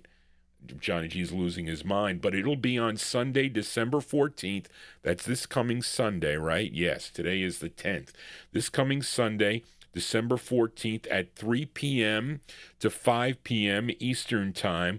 It's on WRHU 88.7 FM live stream, though. Many of you are outside the area. Live stream on WRHU.org. Now, Bill will present highlights of past vintage Christmas shows that he did with Ronnie I first, and then on the Rhythm and Blues Serenade, with previously unplayed new holiday selections with a special holiday gospel spiritual set. So you want to tune in. Mark your calendars for December 14th, 2025, a very special Rhythm and Blues Serenade Christmas Collector's Show with Bill Obe, my buddy Bill Obe. And speaking of Bill Obe, he sent in a request here to the Vinyltreasure Show for this singer.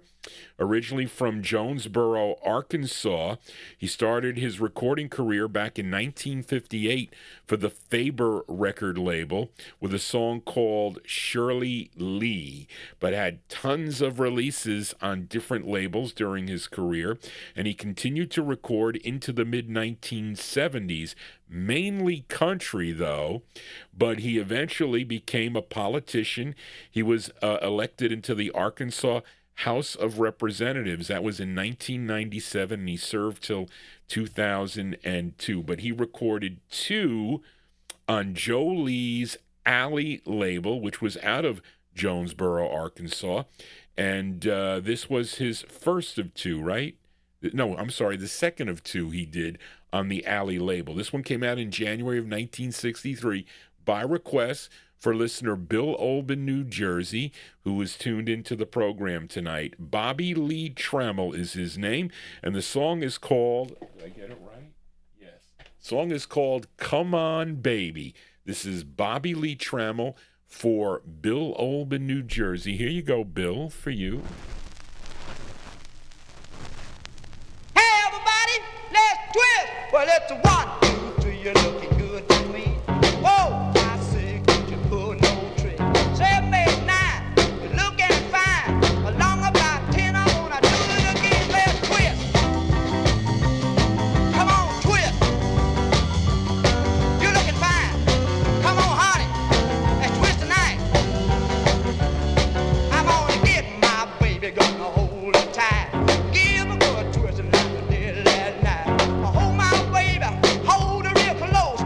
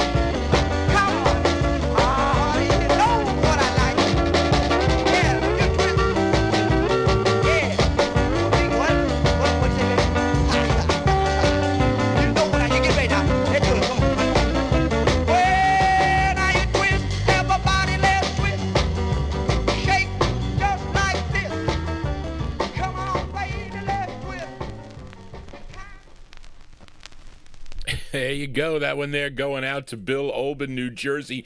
Now, don't throw your hip out. John G's been having trouble with my right hip. I've been putting that stuff on it there, Arch, that Voltrain, is that what you call it? It has been helping it. It has. But, so I don't, Johnny G cannot twist anymore. Twisting is out. Plus, I got bad knees, too. There you go. That one there going out to listener Bill O, January 63 release for Bobby Lee Traml. Bobby Lee Traml on the Alley label, Come On Baby, the second of two on the Alley record label. Let us continue now. Let's fill a request for listener Leonard Mancini in our YouTube chat room. He requested this singer, producer, songwriter, and actor, also an actor born in Covington, Tennessee. And he was an in-house songwriter for the Stax record label, along with his writing buddy, David Porter. They wrote out so many songs together on the Stax for the Stax artists. His name, Isaac Hayes. And his first release was back in 1960 on the Youngtown record label. Also, I think I played one by him on Brunswick here on the Soul Show. Maybe that was last year. He also recorded for the Volt record label, but he signed with Jim Stewart and Al Bell's Enterprise label, which was out of Memphis, Tennessee. He had 15 releases on the label. Now, Leonard requested his second release, and this is actually a cover tune. This song was originally done back in 1964 on the Scepter label by Dionne Warwick. She did it first, this Burt Bacharach and Hal David Penn tune. But this is produced by Al Bell and Marvell Thomas and Alan Jones. And this did chart for him. This charted number 30 on Billboard, number 13 on the R&B chart, and this was a big number one record on WSGN out of Birmingham, Alabama. Let's go to July of 1969 by request for Leonard Mancini in our YouTube chat room, Mr. Isaac Hayes. Isaac Hayes on Enterprise and his rendition of the tune Walk On By. Here you go, Leonard, for you.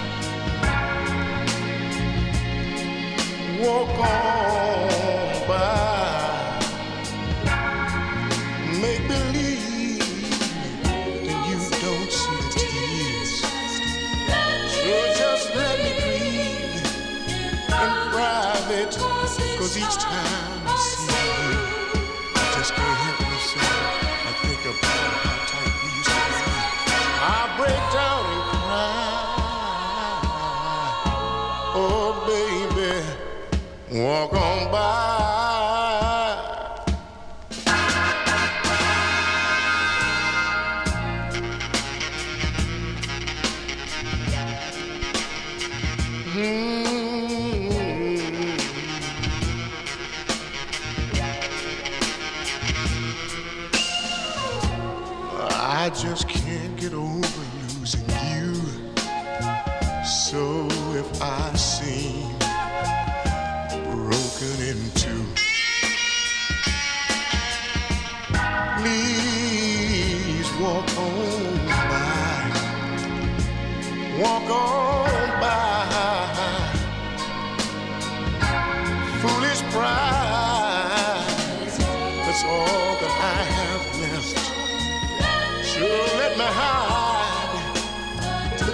tears and the sadness you gave me. You put the hurt on me, you socked it to me, mama, when you said goodbye.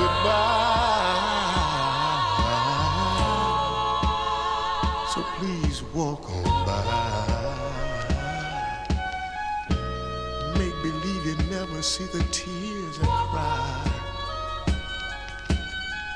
So do me a favor and walk on by. So I'm begging you to walk on by. Oh yeah. And make believe you never see the tears I cry. So I'm begging you to walk on by. Make believe you never see the tears I cry. There's no dust in my eye. Oh no. Smoke ain't making me cry. No, no, no. It's the hurt you put on me. I don't want you to see this man cry. So please walk on by.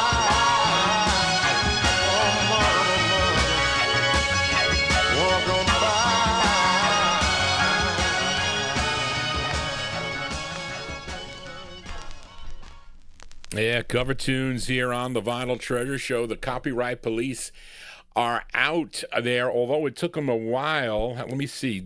Ed, you asked me how long the record was here. 4 minutes and 20 seconds. So is that the is there a shorter version of that? This is a stock copy. This isn't a promo copy of this record here. Produced, let me see what it says. No, that's what it is. It's one of the it's a stock copy there. There you go. That one there by request for listener Leonard Mancini. That is Mr. Isaac Hayes. Isaac Hayes from July 69 on the Enterprise record label doing the Dionne Warwick tune. Walk On By is the name of the tune. What was he in the movie? Escape from New York? Was that it? With Pliskin? What was it? Was that the guy? Remember that movie? With Adrian Barbeau was in it and... who was it? Who was the guy from McHale's Navy? It was funny because remember there was the tape that he was playing, and it was the theme from American Bandstand that he was listening. Ernest Borgnine, wasn't that the? He was the taxi driver in that thing. Adrian Barbeau was in that movie, and who was the other guy? I don't know the other actor. He was in the first Alien movie. You remember that? I forget his name. I don't know his name. But anyway, I remember watching that whenever it came out. Anyway, Johnny G babbling on here on the Vinyltreasure Show. Let's fill a request now for listener Ed Brown in our YouTube chat room. Because we go to Detroit. We head back to Detroit, Michigan. And this is the debut single for this artist, which did not come out on this label, by the way. This record, this song, he re-sung this song, but it first came out on the Correct Tone label in 1962. It was called, well, it was kind of a little different. It was called I'm a Coward. Okay, then in 1964, he re-recorded it for the Correct Tone subsidiary, Sonbert Records, okay, with a much faster arrangement. I mean, really fast, okay, and slightly changed the title to I'm a Coward, okay, to Gino is a Coward. And it became his first single for the newly formed label by Ed Wingate called Rick Tick Records out of Detroit. Now, this version bubbled under at number 121 on the Billboard chart, but was a big number 2 record on WKNR if you were listening in the Detroit Dearborn area. Let's go to June of 1964 by request for Ed Brown in our YouTube chat room, Mr. Gino Washington. Gino Washington on Rick Tick.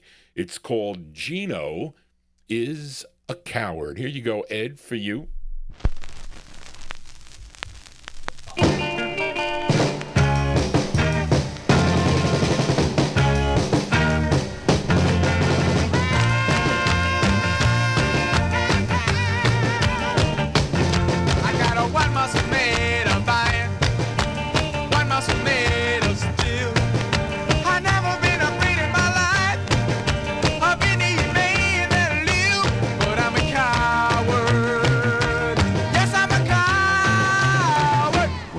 comes to love. Yeah, yeah, yeah. I spent a whole year in the jungle, hunting wild game. I captured a gorilla barehanded and beat him until he was tame. But I'm a coward. Yes, I'm a coward when it comes to love. Yeah, yeah, yeah. Just the thought of it, just one little kiss, made me shiver and shake. A girl get near to me and the fear in me rocks, roll, shimmy the shake. Woo, hey.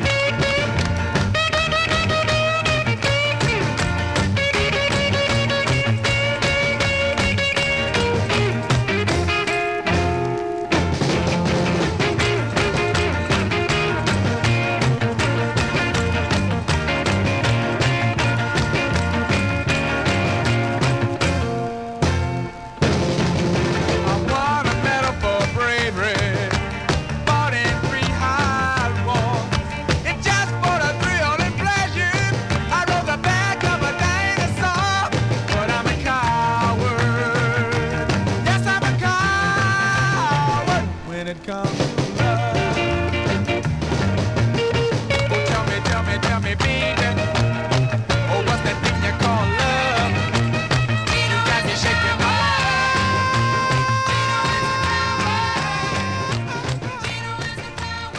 yeah, yeah, yeah.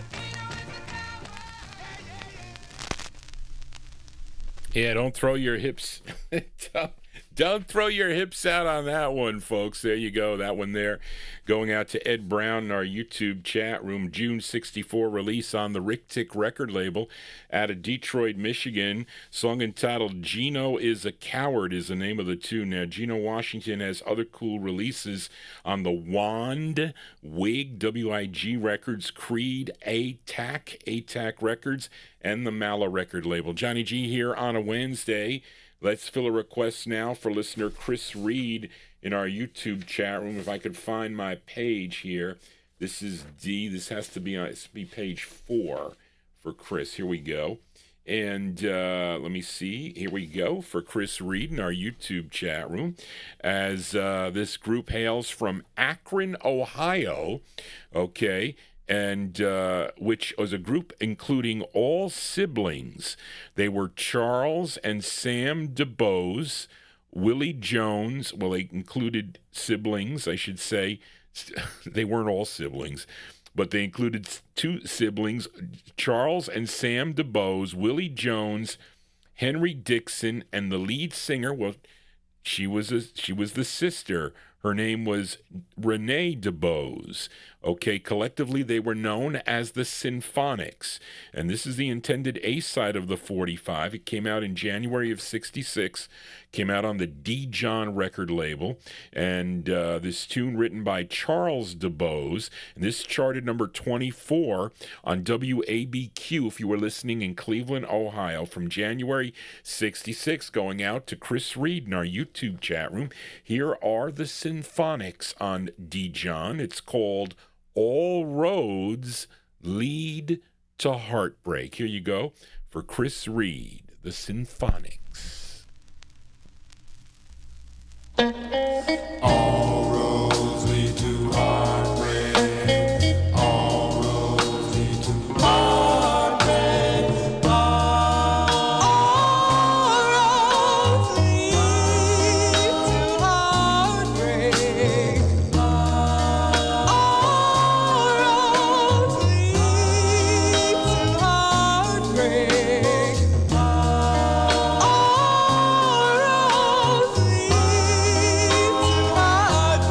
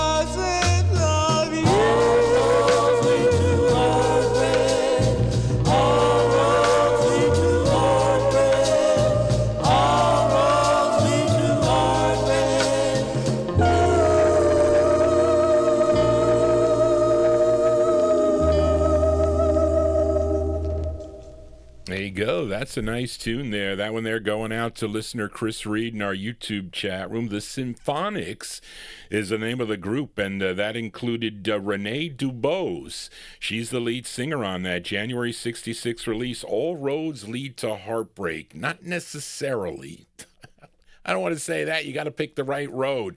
I told Barbara we're going to go down the yellow brick road that was our saying back in 2010. Well, it's really, we got off track, I will tell you that much. That's on the D. John record label. Let us continue here on a Wednesday evening. If you are new to this program, please consider subscribing to my YouTube channel. That's the only way that we can keep the copyright police away. We keep them away by having the subscribers. That's why sometimes you'll see on some of those bigger channels that some of the records are allowed to play there because they got like 15,000 subscribers. I'm not there yet. I need to get more subscribers so I can play a little bit more of the hits. Not that we do that a lot here on the program, but sometimes with playing a lot of Motown, for instance, they kind of get the A&I gremlins. They start coming out and they start reporting to the copyright police, and they will shut me down in midstream. And it is already 11:21, but it's early. If they were to shut me down now, I would just call the stream up again and I can start anew.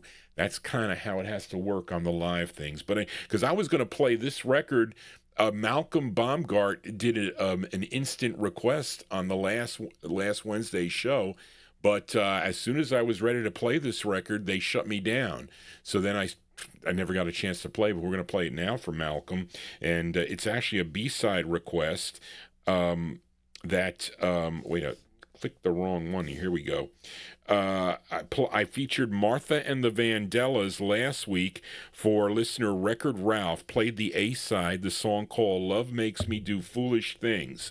And, of course, with Martha Reeves on lead. Now, Malcolm Baumgart requested the B-side. Now, the B-side, written and produced by Ivy Joe Hunter, not Ivory, Ivy Joe Hunter, somebody completely different. Also, Clarence Paul wrote this and produced it, and William Stevenson. This charted number 36 on Billboard, number 25 on the R&B chart, and this was a big number 4 record if you were tuned in to KMEN out of San Bernardino, California. Let's go to July of 1965. This is Martha Reeves and the Vandelas on Gordy Records. This is going out to Malcolm. It's called You've Been in Love Too Long. Here you go, Malcolm, for you.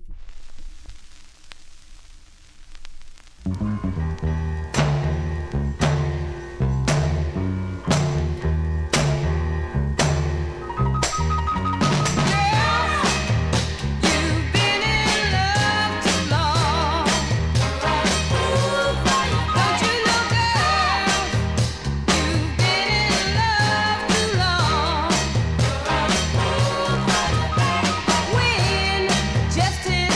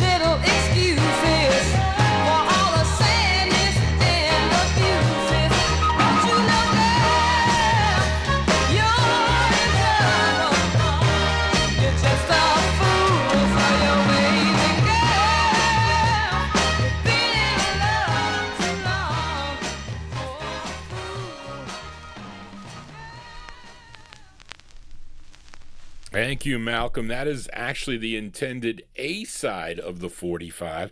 Love Makes Me Do Foolish Things was the B side. This is the A side by request for listener Malcolm Baumgart, listening over in the UK at this early hour, July 65.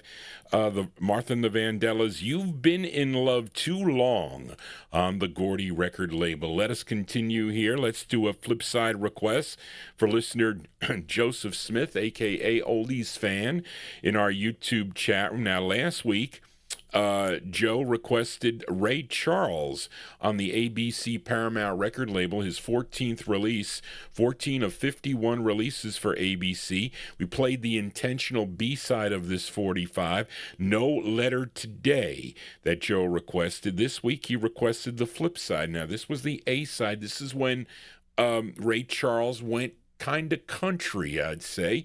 And this tune written by Fred Rose and High Heath. This is produced by Sid Feller, and this is arranged by Marty Palch.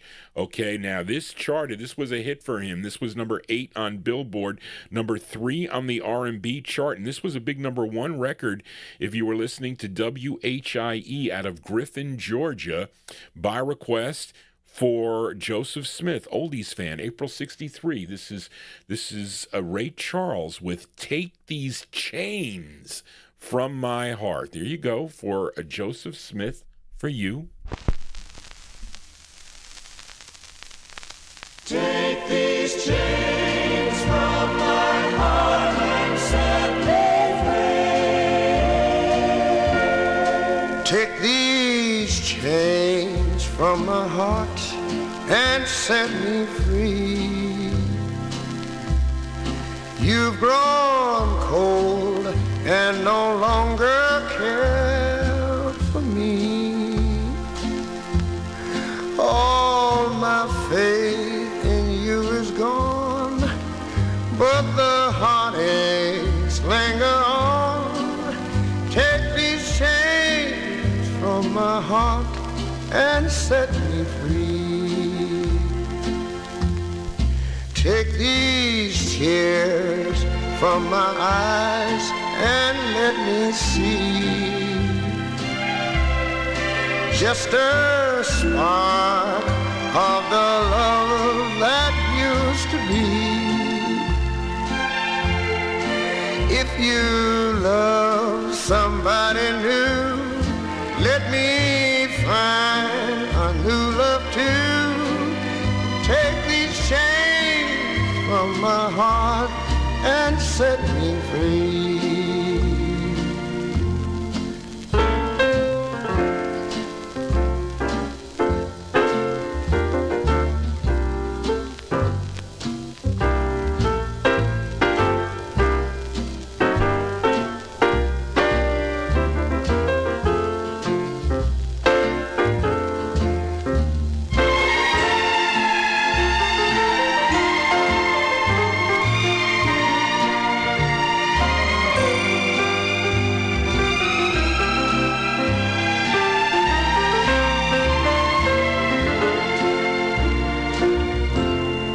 Give my heart just a word of sympathy.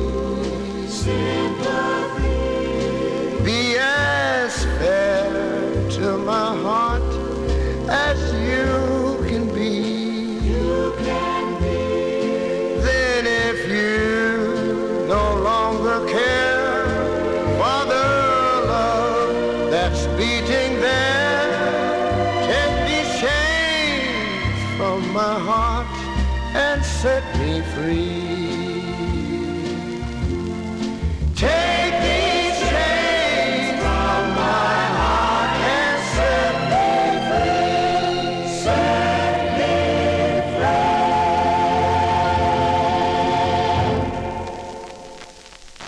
free. There you go, Ray Charles. Ray Charles, the Copyright Police on Johnny G's tail. It's what they are. But there you go. That one there going out to Joseph Smith, a.k.a. Oldies Fan in our YouTube chat room. That's April 63. Ray Charles on the ABC Paramount record label, and his country flavor there. Take These Chains From My Heart. Johnny G doesn't have any chains. You know, they used to use I was talking to Arch about this one day. They used to put chains on your tires when you get grip on the snow. Do they use that? Anybody up in the Buffalo area or up north, do they still use chains on the tires? I don't hear them anymore. I'm on a county road here, not country road, county road. And I remember used to hear the trucks with the chains all the time. Maybe they can if it's a snow emergency, possibly, because they didn't like it because it would chew up the road, I think. Now they put poison on the road with the stuff that they put supposed to melt the snow. I saw it. They kind of, all this liquid stuff that they put. How do we get on that? We're talking about chains. Anyway, let us continue here. Let's fill a request for Timbo C in our YouTube chat. Now maybe Timbo thought that, because he requested George Benson, okay, maybe thought it was going to be a jazz thing, but George Benson has some pretty cool releases during his career, okay? And he was a musician, guitarist, singer, and songwriter, originally from Pittsburgh, Pennsylvania. First recording back in 1954 when he was only 10 years old, okay? He has a release on the Groove label. Then at 21 years old, okay, he signed with Prestige Records as a jazz guitarist. And then in the 1970s, he had some major hits for Warner Brothers Records, okay, like The Masquerade on Broadway. And in the 1980s, also more hits like Gimme the Night and Turn Your Love Around. Now, here's one he did in June of 1969 on the A&M record label, and this is actually a cover tune. This song was first done by David Houston on the Epic label in December of 68, and this did chart. This charted number 21 on WWIN, if you were listening in Baltimore, Maryland, from June 69, going out to Timbo C in our YouTube chat room. Mr. George Benson, it's called My Woman's Good to Me, for Timbo C. Here you go, Timbo, for you.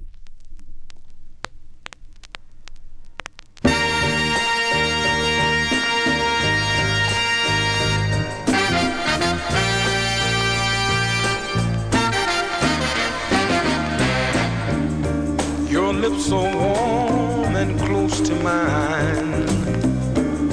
I know their taste like warm red wine. And if I let myself go, I know I'd fall.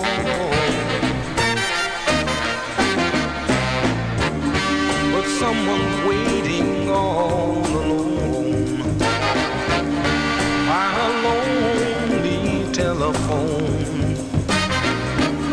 And though I'd love to stay, I know I'll call. 'Cause I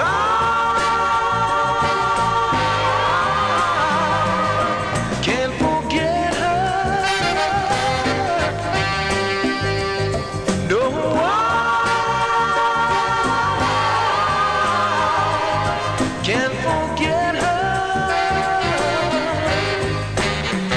No, 'cause my woman's good to me.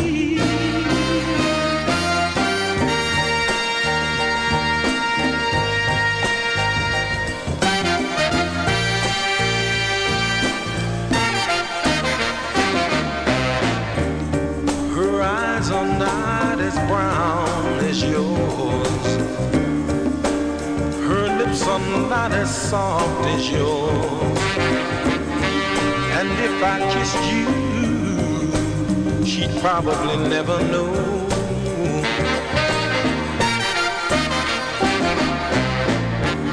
But when tomorrow brings the sun,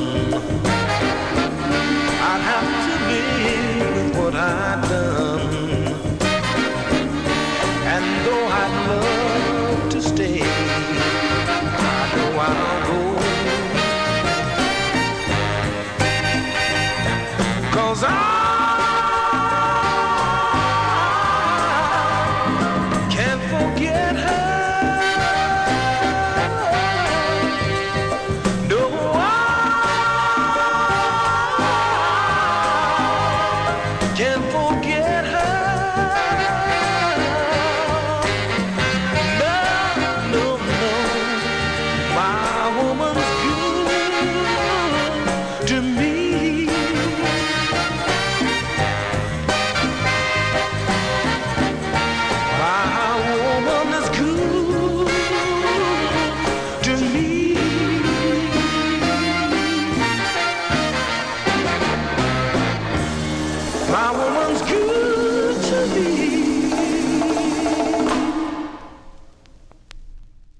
Okay, Mr. George Benson. It's the copyright police. I got to elude the copyright police. They're out in full force coming after Johnny G. That is George Benson there on the A&M record label, going out to Timbo C in our YouTube chat room. It's called My Woman's Good to Me, and that's on A&M Records. Came out in June of 1969. And I hope you're digging on the tunes here. We need to keep so when the copyright police come out, we need to hit those hearts because it kind of distracts the A&I a little bit from that. So they're still out. They're still showing up there. They give me a warning. It says, warning, heads up, we've detected audio in your stream belonging to someone else. Your stream may be temporarily blocked. Nice. They do that for about, I don't know, what is it, like 30 seconds or so, and then they come back. But then once that happens, it continues and it continues. So I have to play some obscure thing to throw them off, because if I get too many in a row, they end up shutting me down. But anyway, let us continue here. Let's fill a request now for listener Pinto's Hit Noise. Okay, as we go to St. Louis, Missouri now for this group. They had 6 releases on the Musicland USA record label. This was their first. This was a 45 my aunt had in her collection. I think they were on American Bandstand. They lip-synced this tune here. This charted number 15 on Cashbox, number 12 on Billboard, and it was a big number 1 record if you were tuned into KXOK, which is out of St. Louis, Missouri. It features Walter Scott on lead. He was the lead singer of Bob Kubin and the In-Men from December 65. Bob Kubin and the In-Men on Musicland USA. The song is called The Cheater. This is going out to Pinto's Hit Noise. Here you go for The Cheaters.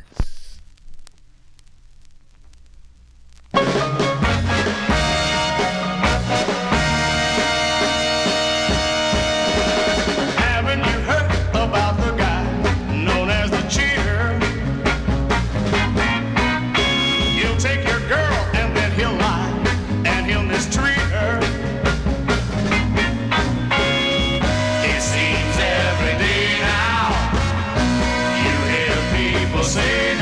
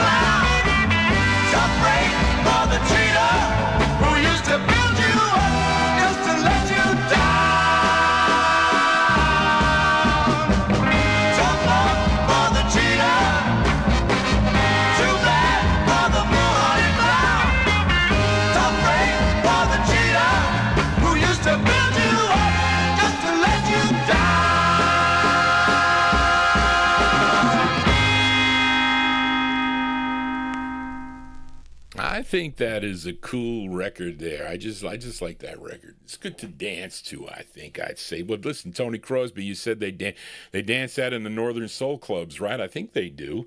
But there you go. That one there going out to, the Copyright Police are out on that record too, by the way.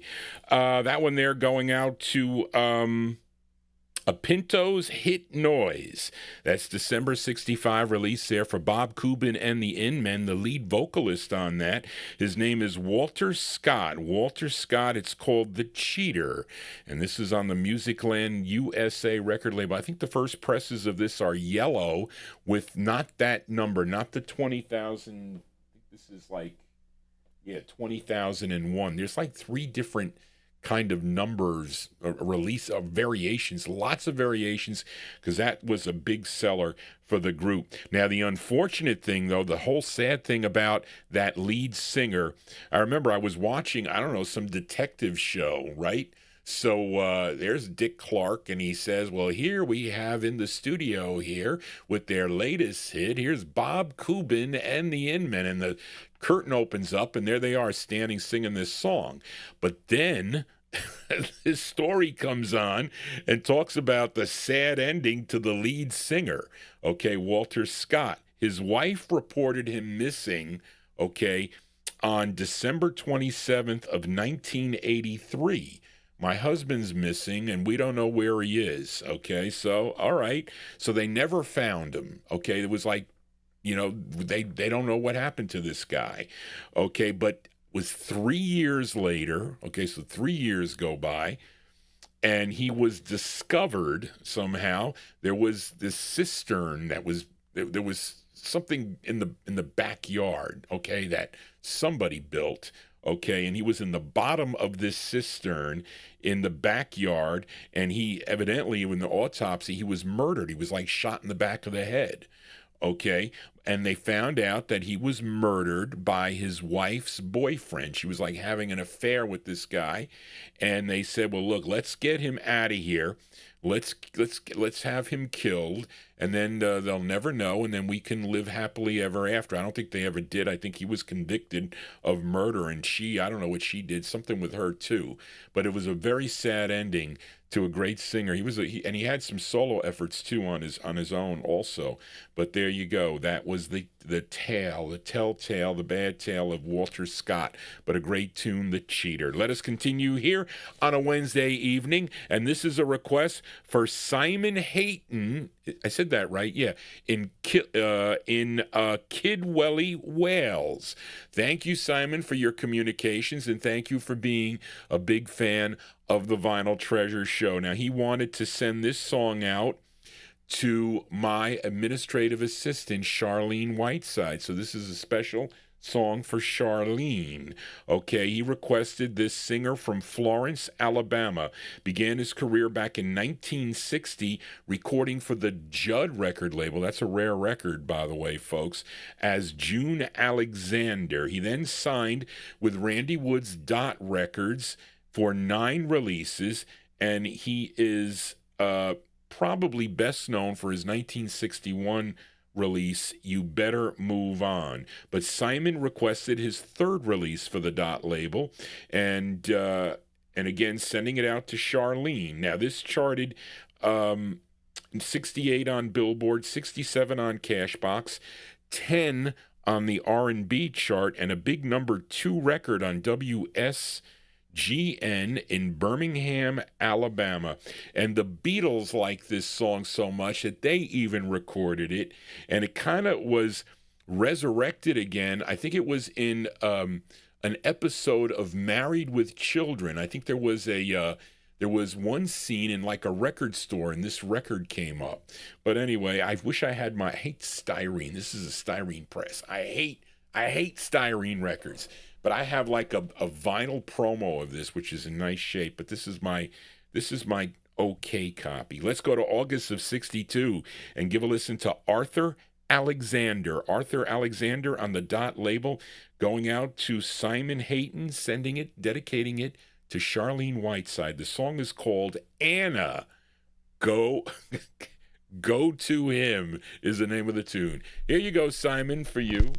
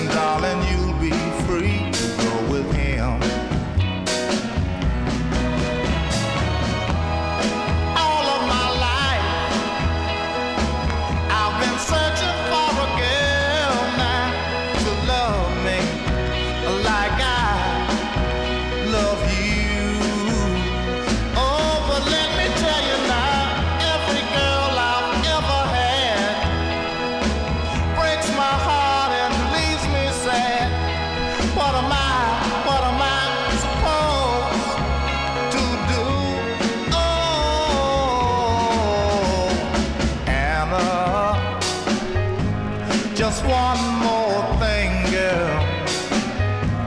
You give back my ring to me, and darling, you'll be free to go with him. Go with him, man. Go with him. You can go with him, girl. Go. There you go. That's the sound. Wait. Big Dave wants me to flip over a record, I see. So, what's he want me to flip over? What was that? Wait a minute. So well, let us go first. So here we go. So let's there you go. We heard a request for Simon Hayton in Kidwelly, Wales. There you go. The great Arthur Alexander, August 1962 on Randy Woods Records. Anna, Go to Him is the name of the tune, and wants to send that one out to Charlene Whiteside. And let's see here. We got he went on to record for other labels, Soundstage 7, of course, Monument, Warner Brothers, and Buddha. Unfortunately, though, he passed away June 9th of 1993. He was only 53 years old, passed away of a heart attack. So there you go. So that's the flip side of? You want me to flip over which record there, Big Dave? Oh, Arthur Alexander. Okay. We will flip it over for Big Dave, but let's get this one in here for listener Record Ralph, okay, in our YouTube chat room. And you all know this gal from Kingstree, South Carolina. First recording for the Nomar record label. She does a couple of great sides there on Nomar Records, All in My Mind and Funny, two great records, but she would move to ABC Paramount in 1961. For another 8 releases. Then in 1963, she signed with Wand Records. Okay, she had 18 releases through 1967. This is her 13th release on the Wand label. This tune written by Rudy Clark. It's produced by Steve Tyrell. And this charted number 6 on WJLB if you were listening in Detroit, Michigan. I think Retta Hughes would cover this tune in 67 on Columbia, but it first came out in April of 66. Her name is Maxine Brown. I apologize in advance for the condition. This record is trashed. But again, what do you expect finding records for a nickel in the wild? But anyways, lots of people did not take care of their 45s. I did. But not everybody did. Anyway, for Record Ralph, Maxine Brown from April 66, it's called 1 in a Million for Ralph. Here you go, Record Ralph in Syracuse.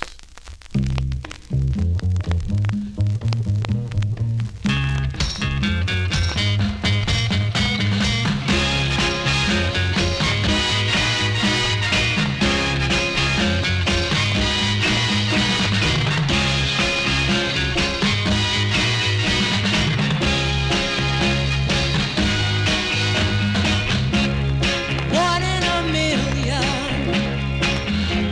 a million to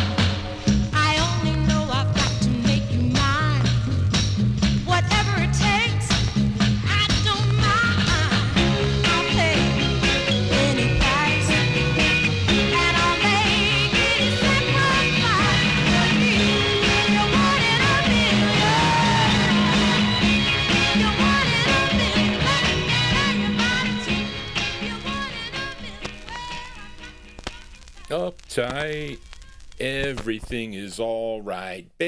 Doesn't it sound like that record? It did sound like that record. There you go. But that's a cool tune. I apologize for the scratches on that one there, but that's a cool tune for Record Ralph in Syracuse. Miss Maxine Brown, April 1966, on the Juan record label. 1 in a Million is the name of the tune. Well, sometimes finding records sometimes could be 1 in a million. I've had a few times that I've lucked out finding some singles in the wild and also in collections too, I will have you say. But anyway, remember, if you have a favorite Christmas tune, send it to Johnny G at Vinyltreasures at AOL.com. Actually, a couple. You can also go to my Facebook, my YouTube wall there, and I posted there's a post there, one of my posts, and I started like a string. It's almost like a chat line there, so you can put them in there too. I will mark them down. People have emailed me and I added them on the list. I got some really interesting tunes that I got to see if I have. I don't have all of them, and some of them that I did receive, they were like they were LP cuts. I can't do LP cuts and I can't do 78s. That ain't gonna work. But we'll do the 45s if I have them. I have a bunch I gotta clean. I've been looking for them when I look through for these 60s records, and I have a lot of the 50s that are already filed away.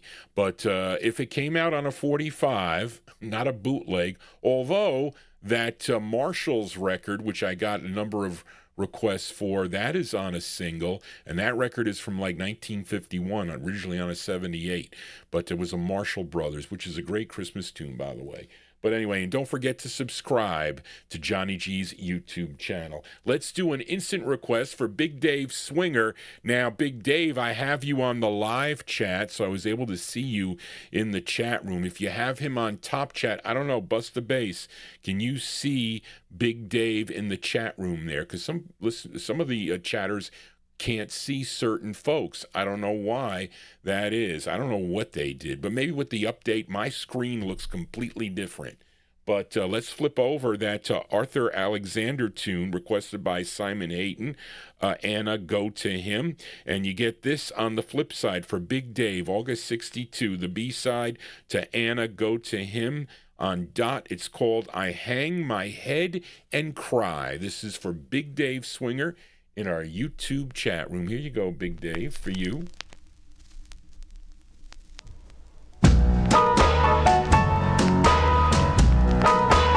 Every time I see her passing by, all I do is hang my head and cry, and I can't forget her, though I try. All I do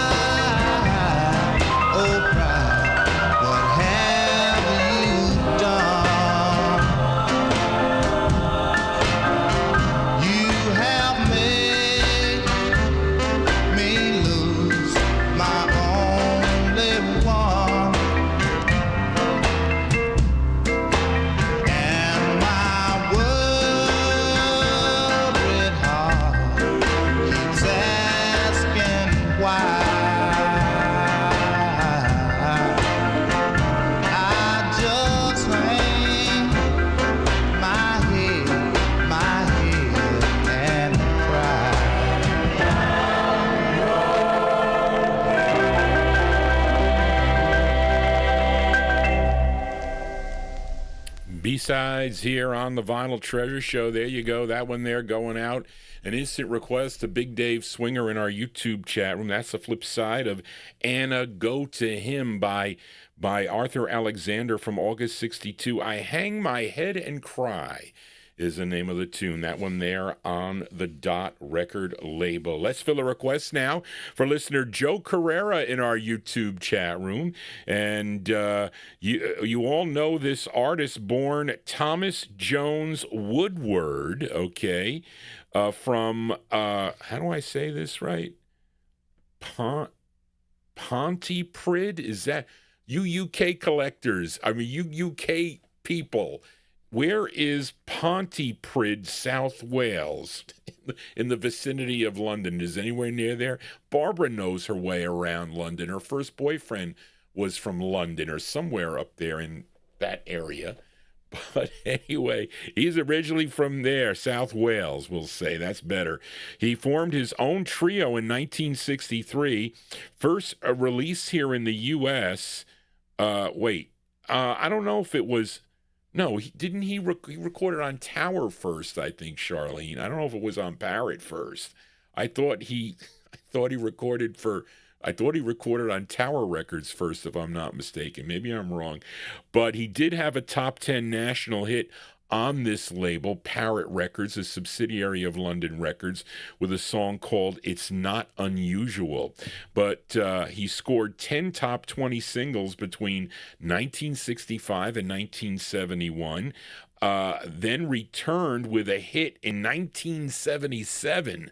So where did he do for 6 years? Out there doing nothing? I don't know what he did. A song called Say You'll Stay Until Tomorrow. I think that's what it was. It's Say You'll Stay Until Tomorrow is what it's called, Charlene. And in 1989, he had a hit with a song called Kiss. Okay, but here is his 17th of 34 releases for the Parrot label. And this is actually a B-side, but this is the better side, I have to tell you, Joe. And I like a lot of his records on the Parrot label, but basically B-sides, okay? It's a song he co-wrote. It's produced by Peter Sullivan, arranged by Keith Mansfield. And this did chart, though. This charted number 30 on WKFR in Battle Creek, Michigan. Let's go to November of 1968 for Mr. Tom Jones on the Parrot label. It's called Looking Out My Window. This is going out to Joe Carrera. Here you go, Joe, for you.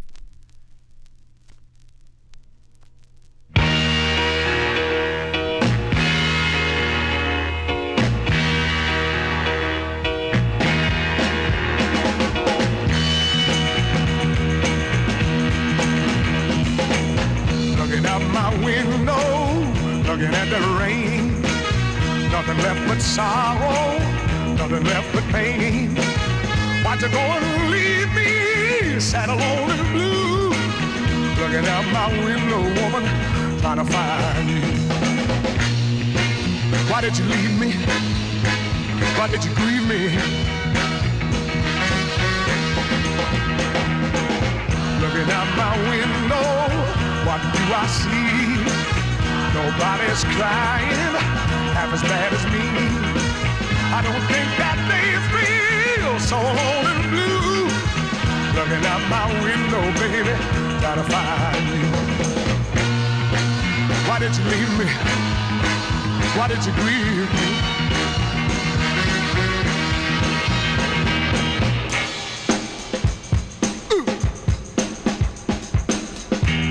I'd like to tell you about the little girl that left me so alone and blue. Trouble is, if I paint the picture too well, you might fall in love with her too. Oh, she was about 5'6", a little bag of tricks.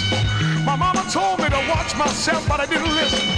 'Cause for you, I'd stretch out my arms. Oh, baby, looking out my window, down the railroad track, waiting for that little brown-eyed girl. She's coming back. Can't you hear the whistle blowing down the line? Come on back, girl, she'll be mine, all mine. Why did you leave me? Why did you grieve me?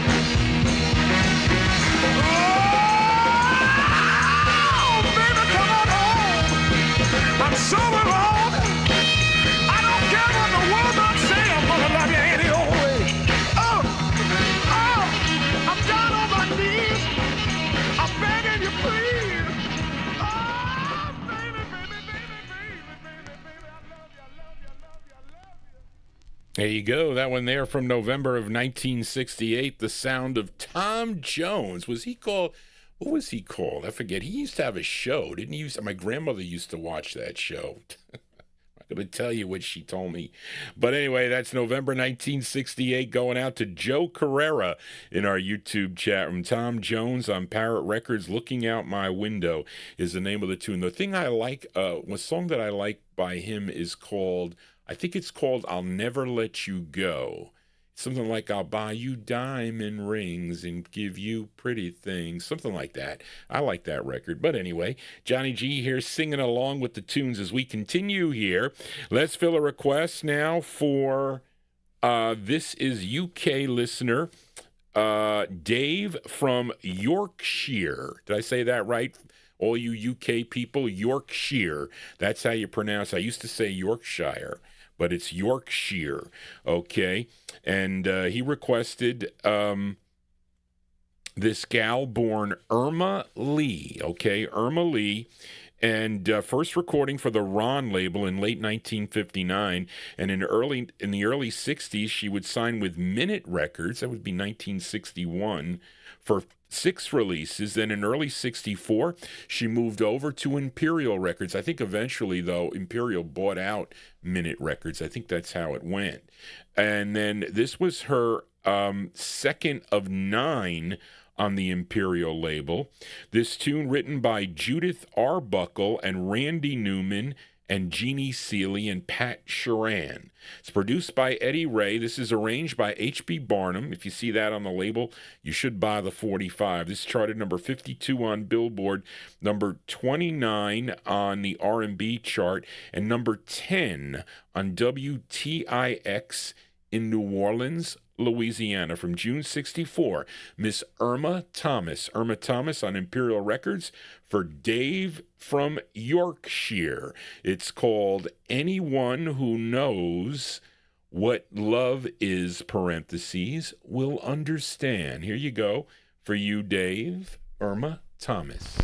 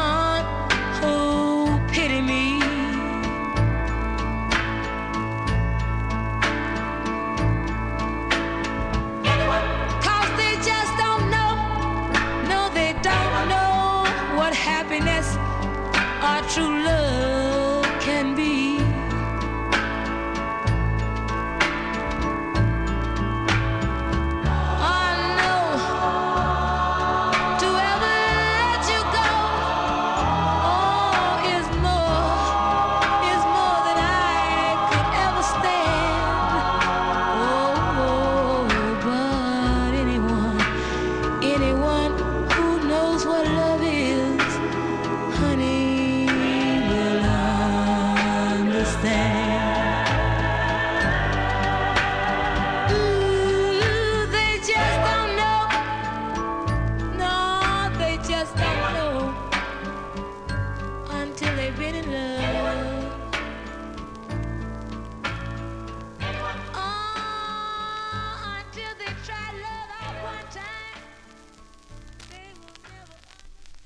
There you go. That one there by request for Dave in Yorkshire. Dave in Yorkshire, this great sound of Irma Thomas. Irma Thomas from June 64. Anyone who knows what love is, parentheses, will understand. That one there on the Imperial record label. What did I say? That's her second of 9. We're also going to flip it over here for Dave. Okay, as this is a cover song. Of course, it was Avatar that mentioned in the chat room that the Rolling Stones had a big hit with this. Now, they probably heard her version of this, okay? But as many of my listeners should know, that this is not the original version of the song. The original version of the song was done by Kai Winding, okay, with the Cissy Houston and Dee Dee Warwick and one other singer. They were in the background there, but really was the chorus. Okay, I guess you probably would say, well, you know, the Rolling Stones couldn't use that one with their lyrics, so they took the lyrics from this one. So they really did listen to this version here as done by Irma Thomas. But the tune is written by Norman Mead, a.k.a. that's an alias for Jerry Ragavoy, and Jimmy Norman. It's produced by Eddie Ray, arranged by H.B. Barnum, and this side charted also. This charted number 35 on WAEB if you were listening in Allentown, PA. That was a great station. They threw all their records dating back to the early 1950s in a giant hole in the ground. They just dumped all their records there, and people went to take them out. So you'll see them. I have some in my collection, my 50s collection. They're stamped. That station, WAEB, Allentown, PA. Great records in that, and some were lost. Some rare records just lost in a dirt pile. Listen, that's enough to give Johnny G a heart attack. But anyway, the Rolling Stones had a big hit with this in September of 64. This version came out in June 64. It's the flip side of Anyone Who Knows What Love Is. We're going to send it out to Dave in Yorkshire. This is the great Irma Thomas with Time Is On My Side. Here you go, Dave, for you.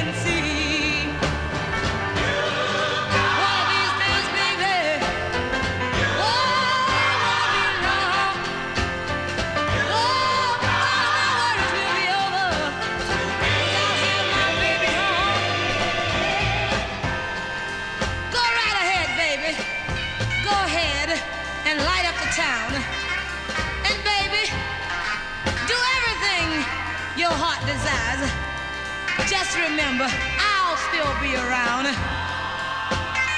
I know, like I told you so many times before, you're gonna come back. Yes, you're gonna come back knocking on my door. Yeah, yeah, yeah. Time is on my side. Yes, it is. Yeah, time is on my side. Yes, it is. And I got some real love, kind that you need.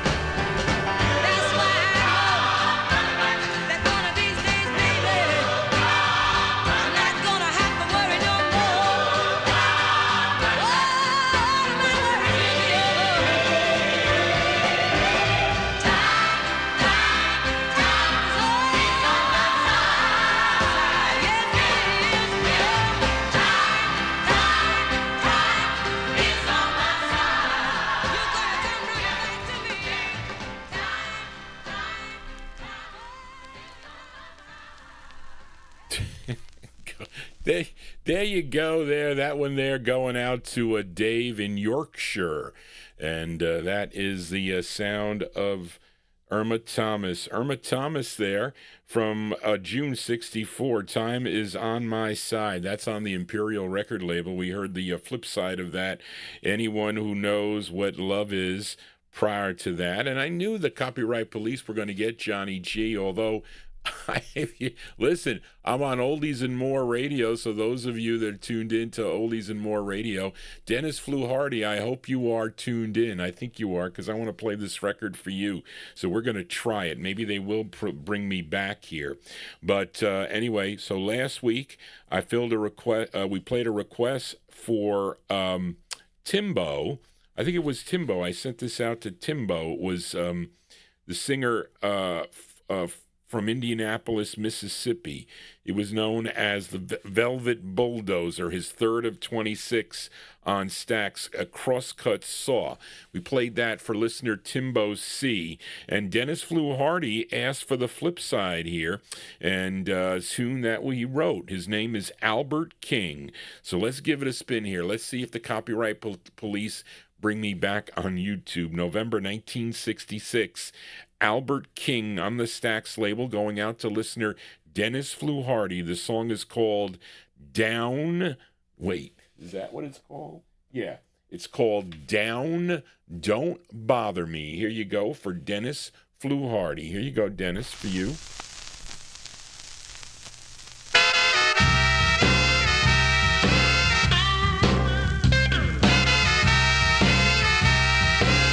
I've been down so long, no down won't bother me. I've been down so long, no down won't bother me. I'm gonna take all of my troubles and cast them in the deep blue sea.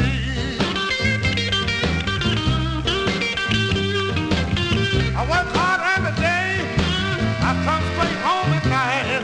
No matter how I try to please you, little girl, you just won't treat me right. I've been down so long, and you know down don't bother me.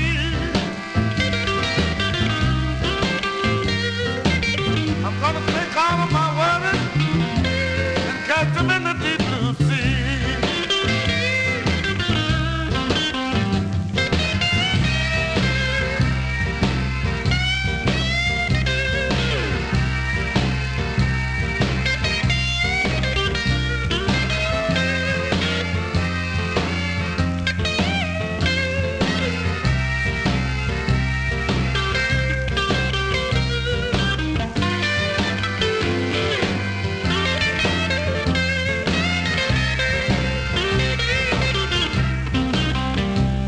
I bought you for coat for Christmas and a diamond ring. Now you got the nerve to tell me that my love don't mean a thing. I've been down so long, until down don't bother me. I'm gonna take all my trouble, yeah, and catch them in the deep blue sea.